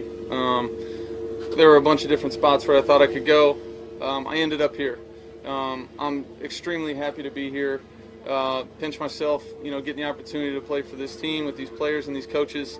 As far as comparing it to Detroit, I'm not going to do it. I just know that I'm having, a blast playing a bunch of football with some great players and great coaches. I loved my time in Detroit. I loved all the experiences I had. Some of them were tough, but they helped mold me into the player and the person that I am today. I spent some, really meaningful time in my life, both on and off the field in Detroit, and I really enjoyed all of it. So I'm having fun what I'm doing right now. I had a great, experience for 12 years in Detroit. That's kind of how I want to leave it. You guys, our mics were off, but we were just reminiscing on how much we love Matthew Stafford. We're saying if we're playing QB Tinder like we did a few weeks ago, we're swiping right all over that man. But we talked about it yesterday with Terry. It is fine. I'm giving everyone the pass. You can be a Stafford fan and a Lions fan. You're not a fake Lions fan. I don't care what anyone says. You can like that man. He is a class act. And there's nothing wrong with him in my eyes. But you guys, I want to hear it from you. What did you think about his comments? Are you crying in the club? I teared up a little bit the first time I watched it, Jeff. Yeah, listen, anybody who's not a Stafford fan, I want to know why. If you're a Detroit Lions fan, what do you have against this guy? I mean, look at how the humility of him. I mean, he's such he's always just innocent. He's sitting there. You saw how uncomfortable he looked, just sitting there with his hands behind his back, just probably expecting the Lions' questions to come his way, but he handled them very maturely. I mean, he answered honestly. I don't want to compare the two destinations. He did say that, and that's respectable. I mean, he understands. Listen, I had my time in Detroit, and I enjoyed my time. Well, now, is that real? I don't know, because I think it is. I think it's genuine. I think he enjoyed it, but I think there was a lot of bad times for Matthew Stafford here in Detroit. I think he's so happy to be in L.A. I mean, listen, it's not just the weather, man. I mean, LA's LA. It's beautiful in its own right. But if you're winning games, you got, the best defense in football, arguably. I mean, it's a good day. I mean, it's a good day for Matthew Stafford. It's a good year. So, love the man. I'm a huge fan of Matthew Stafford. I'm a Lions fan, but you essentially want this guy to win. I mean, that's what it comes down to. I mean, if he absolutely obliterates the Lions this week, Adam, I don't think any Lions fan should feel any type of way. You might get some DMs, pretty ticked off, but for the most part, This guy deserves to win. I mean, he puts in the work. His body of work is there. I mean, Joy said it himself. The guy has a killer instinct. He does. He has you saw the no-look pass he had last week. If he did that in Detroit, it would never be on social media. But he did it. It was beautiful. It was all over Twitter. But that's who he is. He's a good human being, and I'm glad he's winning games. He gave the city 12 years. That's the reality. He gave you 12 years of the best football he could deliver given the circumstances. Now, did Matthew Stafford have his faults? Did he have his horrible mistakes late in games where you probably should? Absolutely. Every quarterback does. Yep. But you know what Stafford's never had? He's never had a head coach like Sean McVay. He's never had a great head coach. He just hasn't. He's never had a team very similar or close to the level of the team he has in Los Angeles right now, let alone the organization stability in the front office that he has out in LA. And the guy you see all smiles, reminiscing, loving, showing love to Detroit is the guy that's just happy with what happened. He said it himself. I asked for a trade. I didn't say where I wanted to go, but I wanted to get out. They let me out. I'm in LA, and I'm the happiest I could be. And me personally, LA was the best fit. It was the perfect fit.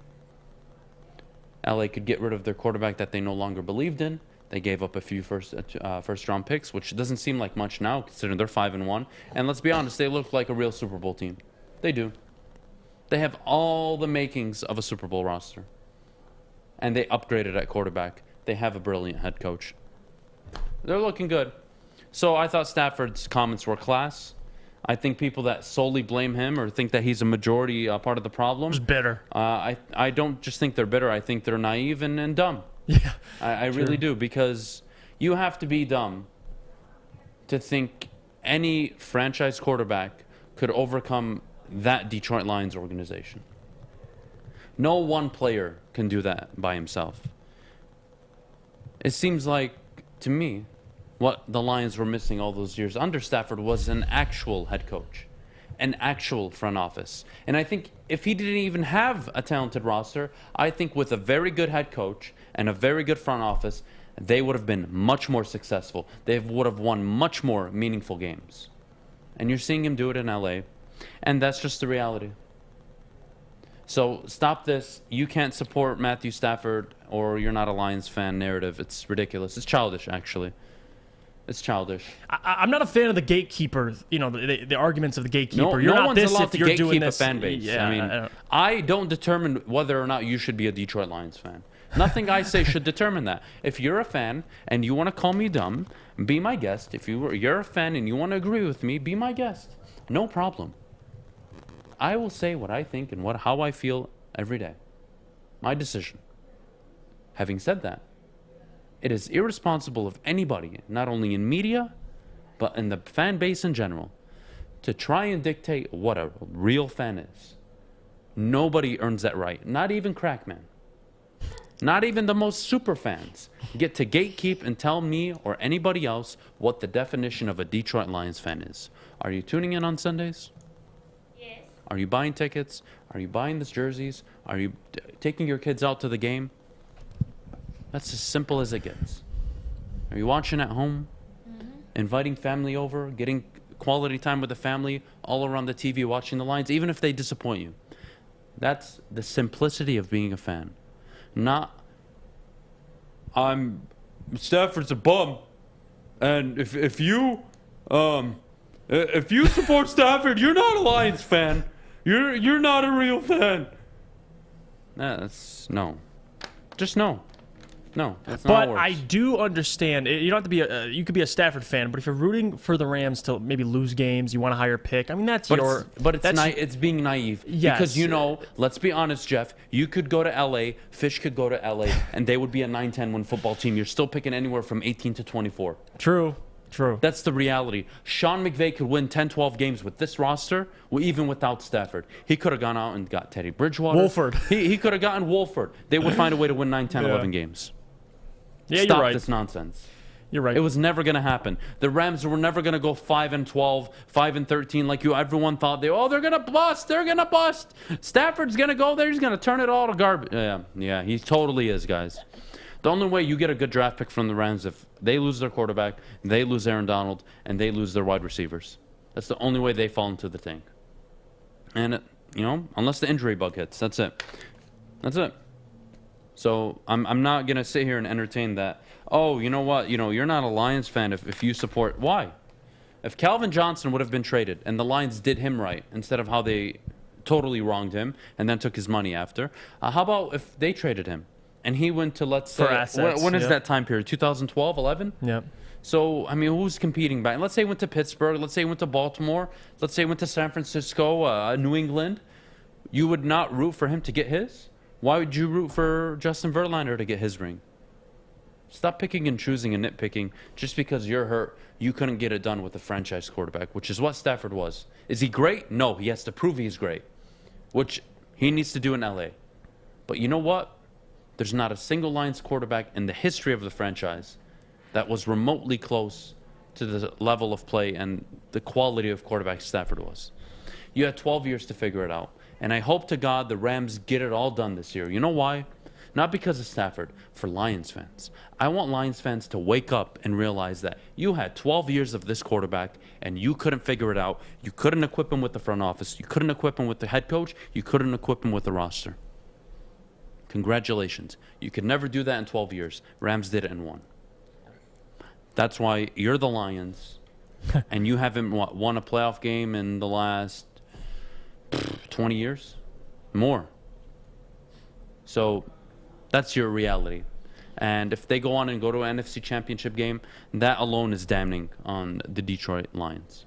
So we'll see how the season plays out. Just stop with you're not a Lions fan if you're supporting Stafford. I think that's ridiculous because the Lions were never going to get a good pick from the Rams. They were always going to be picking from 20 to 28. That was the reality. Kennedy?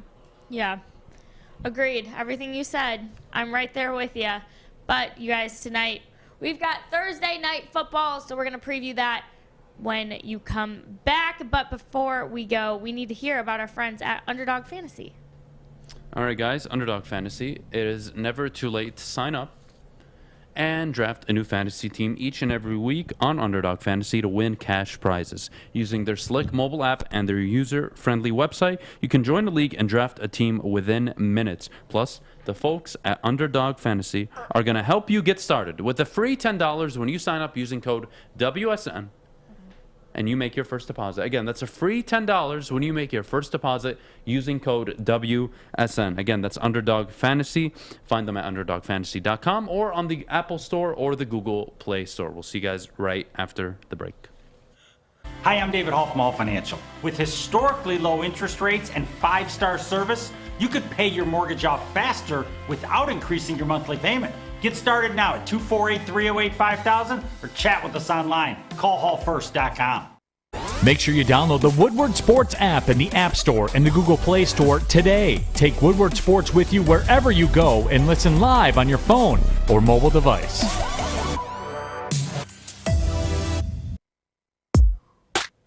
Welcome back, you guys. You're tuning into the Morning Woodward Show right here on the Woodward Sports Network. We're so happy to have you here on a beautiful Thursday, which means we have Thursday night football tonight. Are you guys excited? Are you Anytime excited? football's on TV, you got to be excited. Of course. Now, the injuries tonight will be interesting. It is going to be probably a very low-scoring game. Yeah. The over-under set at 40.5, so... I mean, that tells you everything you need to know. Conditions aren't going to be ideal. Case Keenum starting. Sorry, did I hear that Baker and Chubb are out? Yep. And Kareem Yes, Hunt. ma'am. Oh, And Kareem my Hunt. The number one rushing attack in the NFL is missing 2 of their running backs. So it's going to be interesting. Yeah, it's the backup. Yep. They got their backup? Dearness Johnson. Already picked him up in fantasy. All right. Already picked him. Hey, But you Jeff. know what? I'm not trying to flex. But you know what?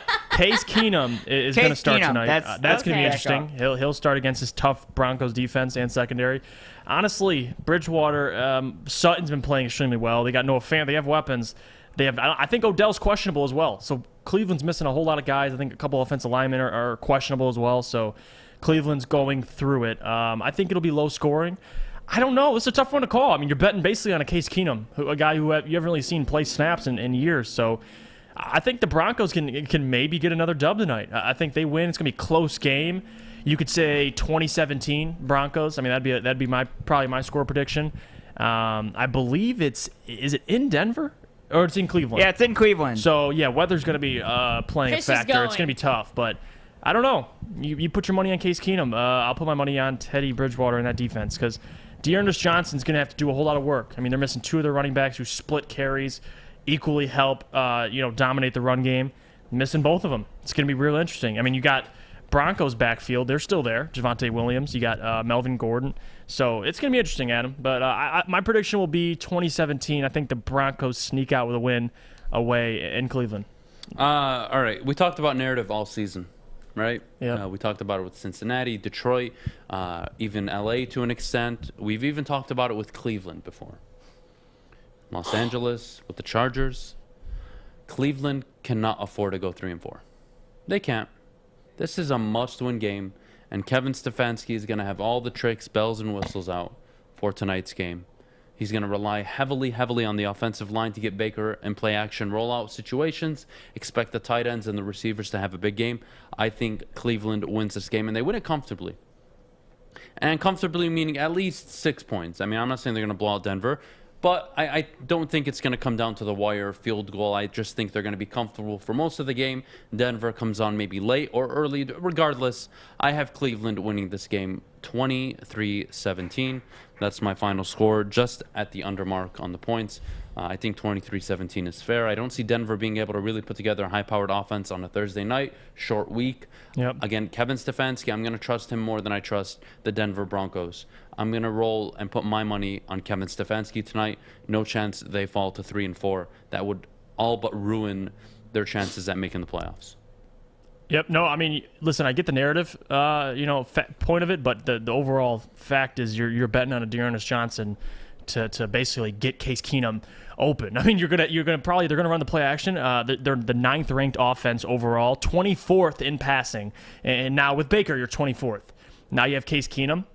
You have the number 1 rushing attack. You're missing 2 of your best running backs. It's just hard for me. I think Denver's rankings across the board have been pretty consistent. I mean, they're top 12 in rushing and passing attack. Teddy isn't great, but I would take Teddy Bridgewater in this defense to take down a Case Keenum with his RB1 being Dearness Johnson. But I get what you're saying, though. If Kevin Stefanski might be able to cook something up, it's at home, too. So if it's the game to win with all your players injured. Again, I'm looking narrative here.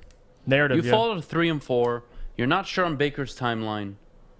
You're not sure on Chubb. Is he back next week or the week after? Kareem Hunt's already on injured reserve. Jarvis Landry injured reserve. I mean, you got to make a decision now if you're Cleveland. If you lose this game, do you sit your star players for the rest of the year? What if Case Keenum wins this game? I'm not talking about Baker. I'm talking about Nick Chubb. Do you just sit him and you know what? He needs to get healthy. We can't risk it. But I think this is a good enough team even with Case Keenum to win a few games. So I still see them 6-5, 6-6 at some point in the season. I think they'll be around that mark. I don't see them really falling off that much. And again, I trust Kevin Stefanski. So I'm going to go with Kevin Stefanski tonight. Kennedy, who you got tonight? I don't know. All I know is that Nick Chubb is out for my fantasy team, and I hate it because I would have beat Stick last week had I had Nick Chubb. But I don't know. I mean, I guess I want to say Brownies because I like them. I really like the Browns this year. But, I mean, how much of a difference does Baker make? I'm not sold on Baker as a QB, to be completely honest with everyone. Preach, my God, my goodness. I love working with Kennedy. She gets it. No, She gets it. I put that on my Instagram story. I did a little ask me anything, and people were like, "What do you think about Baker Mayfield?" And I was like, "I don't think Baker's a good quarterback." Loser. Yeah, and I got so many swipes up there. Like, what are you talking about? Because being from Ohio, I have a lot of Browns fans, followers, and there you go. But I like the Browns. I'm just not sold on Baker. That's all. Fish, are you a part of the dog pound now? I mean, I'm Fish, going. honestly, I'm gonna have to consider beating you up if you keep with this OHBS. Well, I'm going to the game, so it makes kind of sense. You're going to the game tonight? I mean, I'll be in Cleveland. I'll be about 20 minutes from downtown. I yelled at him for this yesterday. He's like, "I'm going to the game." I mean, I can basically say that because the game's in Cleveland. I'm going to Cleveland tonight. What are you going to Cleveland for? Are you physically going to the game or not? No, he will not be in. No, but I'm 20 minutes away. He will not be in the dog pound. So I will not be in the dog pound. So he's going to be at the game, though. But I will be in Cleveland. I will not be at the game. Overall, are you going to the football game? No, but I'm in the city. The game is being played in. For the no, basically. Yeah, I'm going to the city of Cleveland. I'm going to Cleveland, so I can just tell people I'm going to the game. I'm going to the city. No, because I live 20 minutes out of Detroit, but I didn't go to the game last week. But I was in Detroit. I didn't go to the game. I watched it on my TV. On my illegal live stream. Yeah, but I'm actually going to a different city. Fish. Yes, you're not Jeff. going to the game, basically. I'm not going to the game. Okay. But I will be in the city of Cleveland. But I respect it. I'll be in the city of Cleveland. You're going to Cleveland. Fish, so I would have been there for kickoff. Cleveland's great. You should go to Panini's. Have you been to Panini's? I've been there several times. Ugh, I love Panini's. What is even that? Like giant sandwiches, and they put the French fries in the sandwich. Oh, I thought the restaurant was called Panini. Yeah, it is. Oh, so it's amazing. a Panini shop. Yeah, but they put the French fries in it. Well, it's an actual restaurant. Well, how so out of left field? These guys must be forward thinkers. They put fries in the sandwich. Okay, it's 1 minute. Oh my gosh, I love working with Kennedy. She's not sold on Baker Mayfield. And then it's, you know what, I'm not going to let Kennedy enjoy her French fries in her sandwich. You know what? A French fry sandwich you guys have to try. One with garlic, coleslaw, ketchup. They put the coleslaw in there too. All right. I got to take you somewhere. I got to take you guys out for a nice lunch. Okay. I know a place that has a great fries sandwich. It's unbelievable. But anyways, moving on. K-O, I don't even know how to say your name. I'm just going to spell it out. K-O-A-B Zilla. All right? No, in God's hell no. The Detroit Lions should not trade for Tua Tagovailoa. Hell to the no. Hell to the no. God, no. Why would they trade for Tua? They could have drafted him. They're going to give up more ones because they're idiots and they didn't decide to take a future quarterback? And don't do the Jared Goff thing. Please don't do it. Again, where someone doesn't want their quarterback and we acquire him. Just stop. It's idiotic. I mean, just stop. Tua's not the quarterback. He hasn't proven he's a franchise quarterback yet. So stop with the nonsense. Stop it. You don't. No. When has the lefty ever worked out in the NFL? When? Stop. Mike Vick? But he's not Mike Vick. Definition. He's not Michael Vick. No.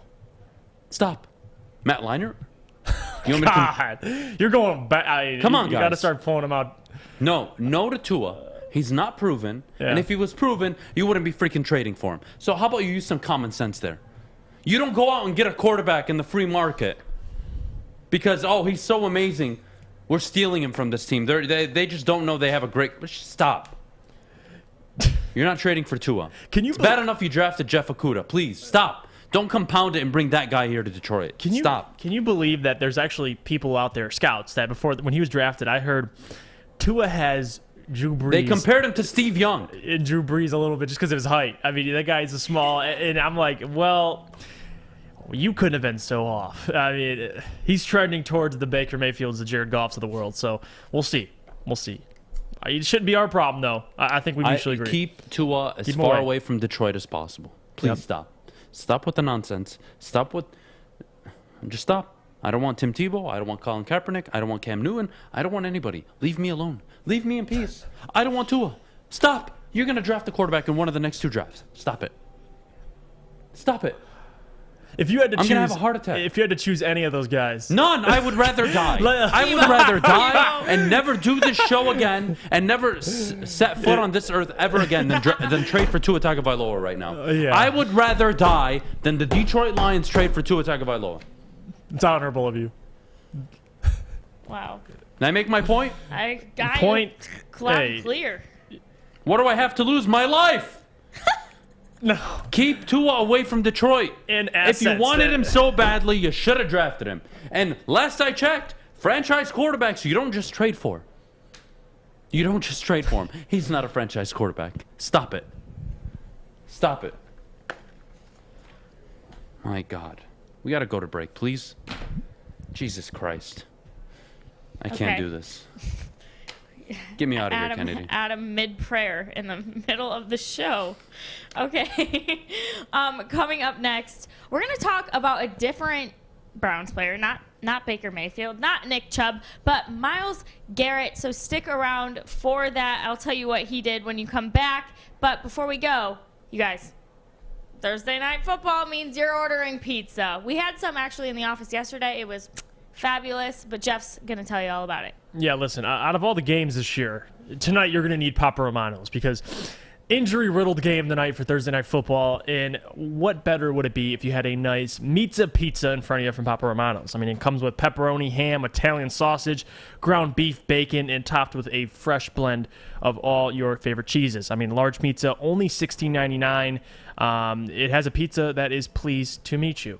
Visit paparomanos.com right now and get your pizza.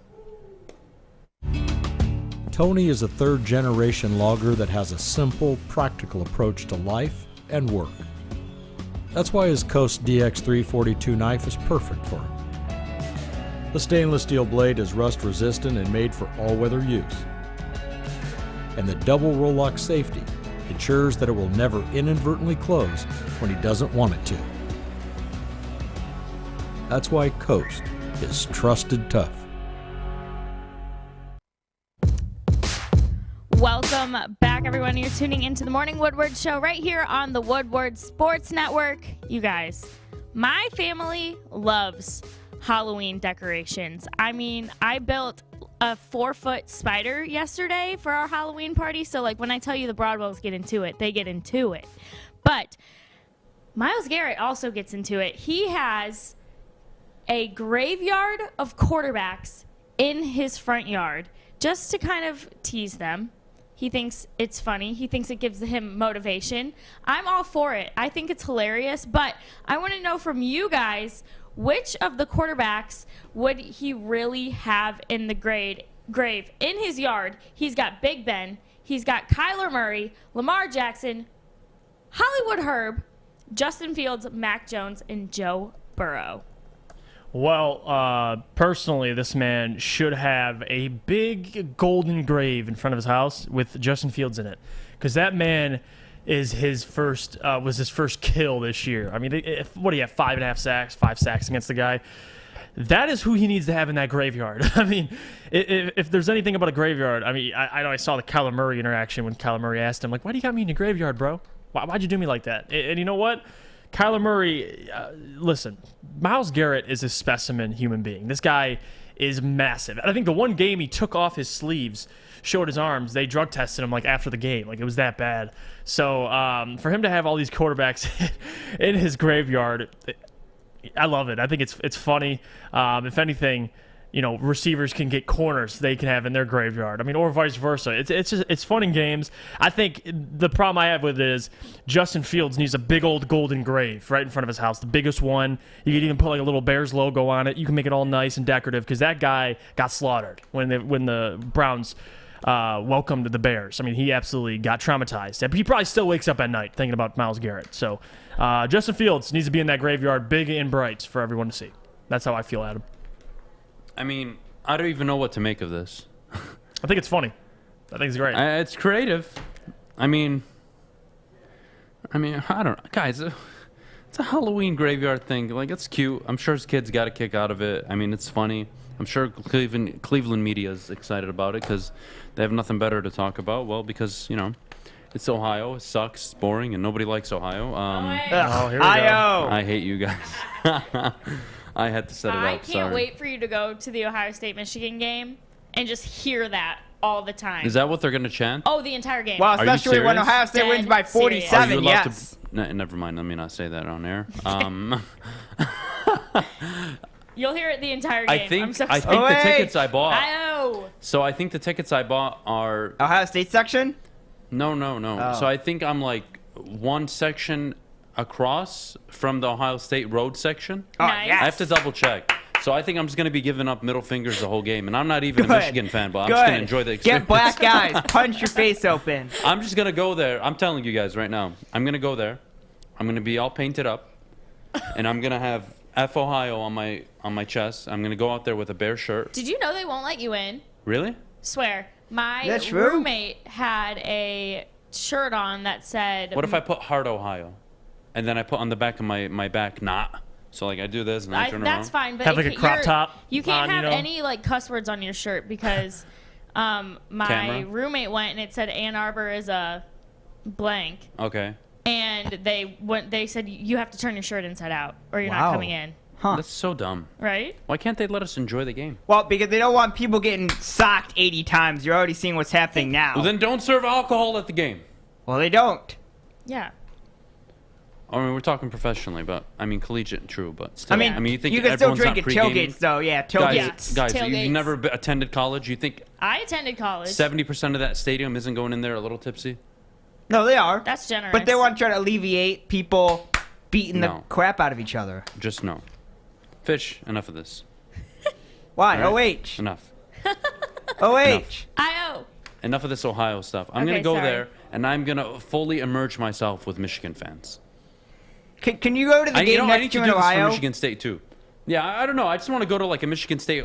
Do they play Penn State this year? Yes, I think it's at Penn State. Is it on the road or in East Lansing? I think it's on the road. Okay, I'm going to go to Penn State in a Michigan State apparel, and I'm just going to flip off every Penn State fan. Penn State comes to Michigan. Oh, does it? Well, State. There you Michigan go. State. Okay. Yeah. So I'm going to both games. Book it. I'm going to go one as a Michigan State fan, the other as a Michigan fan, and I'm just going to flip off the entire fan base.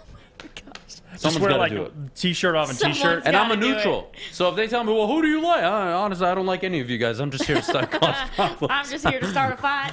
Anyways, Myles Garrett. It's funny. It's funny. I mean, he's a beast. How many sacks does he have this year?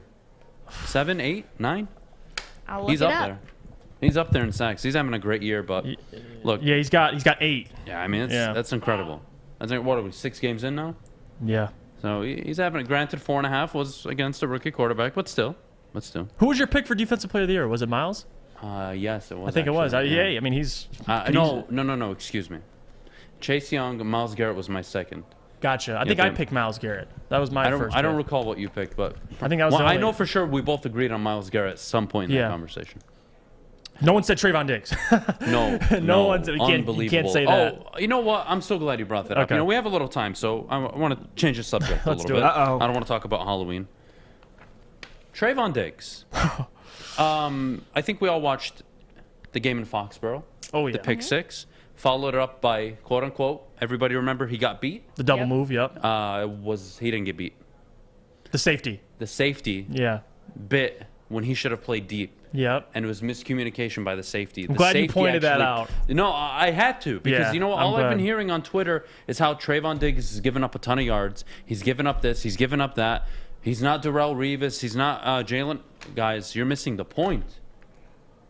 Charles Woodson was not a lockdown corner. What was he, Jeff? It's a freaking playmaker. Yes, that's the big play. Timely big play. plays. He would make them. Yep. Deion Sanders, very similar. Granted, he was, they're all good corners. Yeah. I'm not saying they're not good corners, but the point is, give me a playmaker any day of the week. Mm-hmm. If my guy's going to be beat, fine. It's the NFL. Everybody gets beat every once in a while. Even Darrelle Revis got mossed. It happens. But I'll take the guy who can get beat, recover, come third, fourth quarter, he makes a big play that changes the game for my team. I'll take that guy instead of the guy who got beat once, cost us a play, and did nothing the rest of the game. No, Trayvon Diggs is a playmaker. I haven't seen a guy have a knack of always being involved in a play like that since Ed Reed. Since Ed Reed and Troy Polamalu, I can't remember a secondary player being that involved in a given year. And we're not talking by chance, by luck, or tip. No. This guy has a habit of being at the right place at the right time. Even his rookie year. I mean, he played 11 games. He had 3 or 4 interceptions. Like, he's built to improve every year. So Look, it's insane. You can talk about Trayvon Diggs not being a shutdown corner. Fine. Give him that argument. Second year pro. I'll take the playmaker. You can take Jeff Okudah and give me Trayvon Diggs. How about that? Did you do that trade? No, you would. Give me Trayvon Diggs any day of the week. Unbelievable. You guys, it's okay to allow receptions in a league where you can't get your hands on the wide receivers. It's a game made for the offense. So when you have a secondary player that can make those plays, that's freaking valuable. It is. It just is. And he's only in his second year. It's unbelievable. Good for Trayvon Diggs. I'm glad you brought that up because I think he's a lead candidate probably. I'm wondering when teams are going to not throw it at him. Like, well, I don't think you can't avoid it. So the thing with Trayvon Diggs is if you throw in his direction, you can do that. But if you make a mistake, he'll make you pay for it. That is the big difference between throwing to him and let's say a shutdown Darrelle Revis, Jalen Ramsey. Get a pass deflection or something. That's the difference. Yeah. Is if you mess up, if you slightly underthrow it, if you don't throw it enough to the sideline, if you whatever the case may be, if you throw it too hot and it slips out of the receiver's hands, he will be there to make you pay for it. And that's a damn good corner, in my opinion. In my opinion. So, stop with this knocking Trayvon Diggs narrative, please. Honestly, can we stop it? And I'm not saying we as, I don't think anybody here is knocking the kid, but just in general, national media, the people that are saying, well, if you look between the lines and you actually watch film, you would see he gets beat all the time.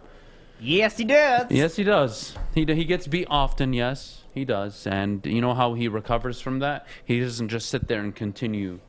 He doesn't continue to get beaten the entire game. No, he makes a play, and then he makes you second-guess throwing to him ever again. Yep. So, but give Mac Jones credit. Pick 6, he threw it right at Trayvon Diggs again. But it was not on Trayvon Diggs. No, it was on, I think it was, who was it, KZ? The safety? The safety. Yeah. Look, Diggs ran literally toe for toe the entire way, entire route with the receiver. What happened was the safety decided to come in while Trayvon Diggs gave him the outside. Why? Because the safety was supposed to play over the top and cover the out. Covered the out and over the top. The safety dove in. I don't know why. He thought it was immediate. It made no sense. All he had to do was do his job. Trayvon Diggs maybe gets beat for a 21-yard gain, and nobody talks about it. And then the safety doesn't do his job. Touchdown, Patriots. So I just wanted to defend Trayvon Diggs this morning. I'm so glad you brought that up. Rightfully so. You're front runner for Defensive Player of the Year? Yeah, definitely. Sure? I don't think anybody can argue that. I mean, second, you maybe can throw in the Myles Garretts of the world, maybe the TJ Watts if he played more games. But other than that, man, this guy's balling. You got to give it to him. Even if he doesn't break the record, I think that's a big conversation. Regardless, he's putting up big play. I mean, for that Dallas defense, so he deserves it. Mail it to his house. I'll take it. Before we go, I just want to give a friendly reminder to everybody. Yesterday was Jeff's birthday. Love you, Jeff. Woo! Congratulations on turning 21. Thank you. Also, a friendly reminder. Today is Alex Westfall's birthday. Happy birthday, Alex Westfall. Thank you for everything you do here. Where's mine? Mine was Monday. 4 days ago. Excuse you. 3. We Monday. graced you back on the network. When is your birthday? People were feeding you grapes during the break. Do you not forget?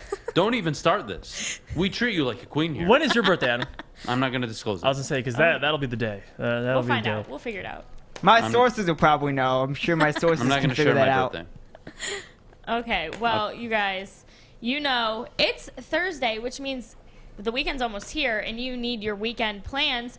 You guys, on Sunday, make sure to come to Royal Oak and come to O'Toole's. And if you can't make it, make sure you're streaming us on Facebook, YouTube, and Twitter for the pre-game show for Sunday's game against the Rams. Or you can, like I said, come join us and get some great Woodward Sports prizes and more. And then, of course, the party can't end at the pregame. You got to go to the postgame as well. So join Woodward Sports and Jim Beam at the Brass Rail downtown, starting live at the 2-minute warning of every Lions game with Stick and Anson. You guys, they will be covering all of the highlights, all of the fan reactions. They have you covered. And, of course, they have that awesome VIP section. So make sure you guys head down there for all of the Lions games of the season. All right, Big D coming up next. Neil Rule, Joik Bell, and Darren McCarty. This is the Woodward Sports Network. We will see you guys tomorrow.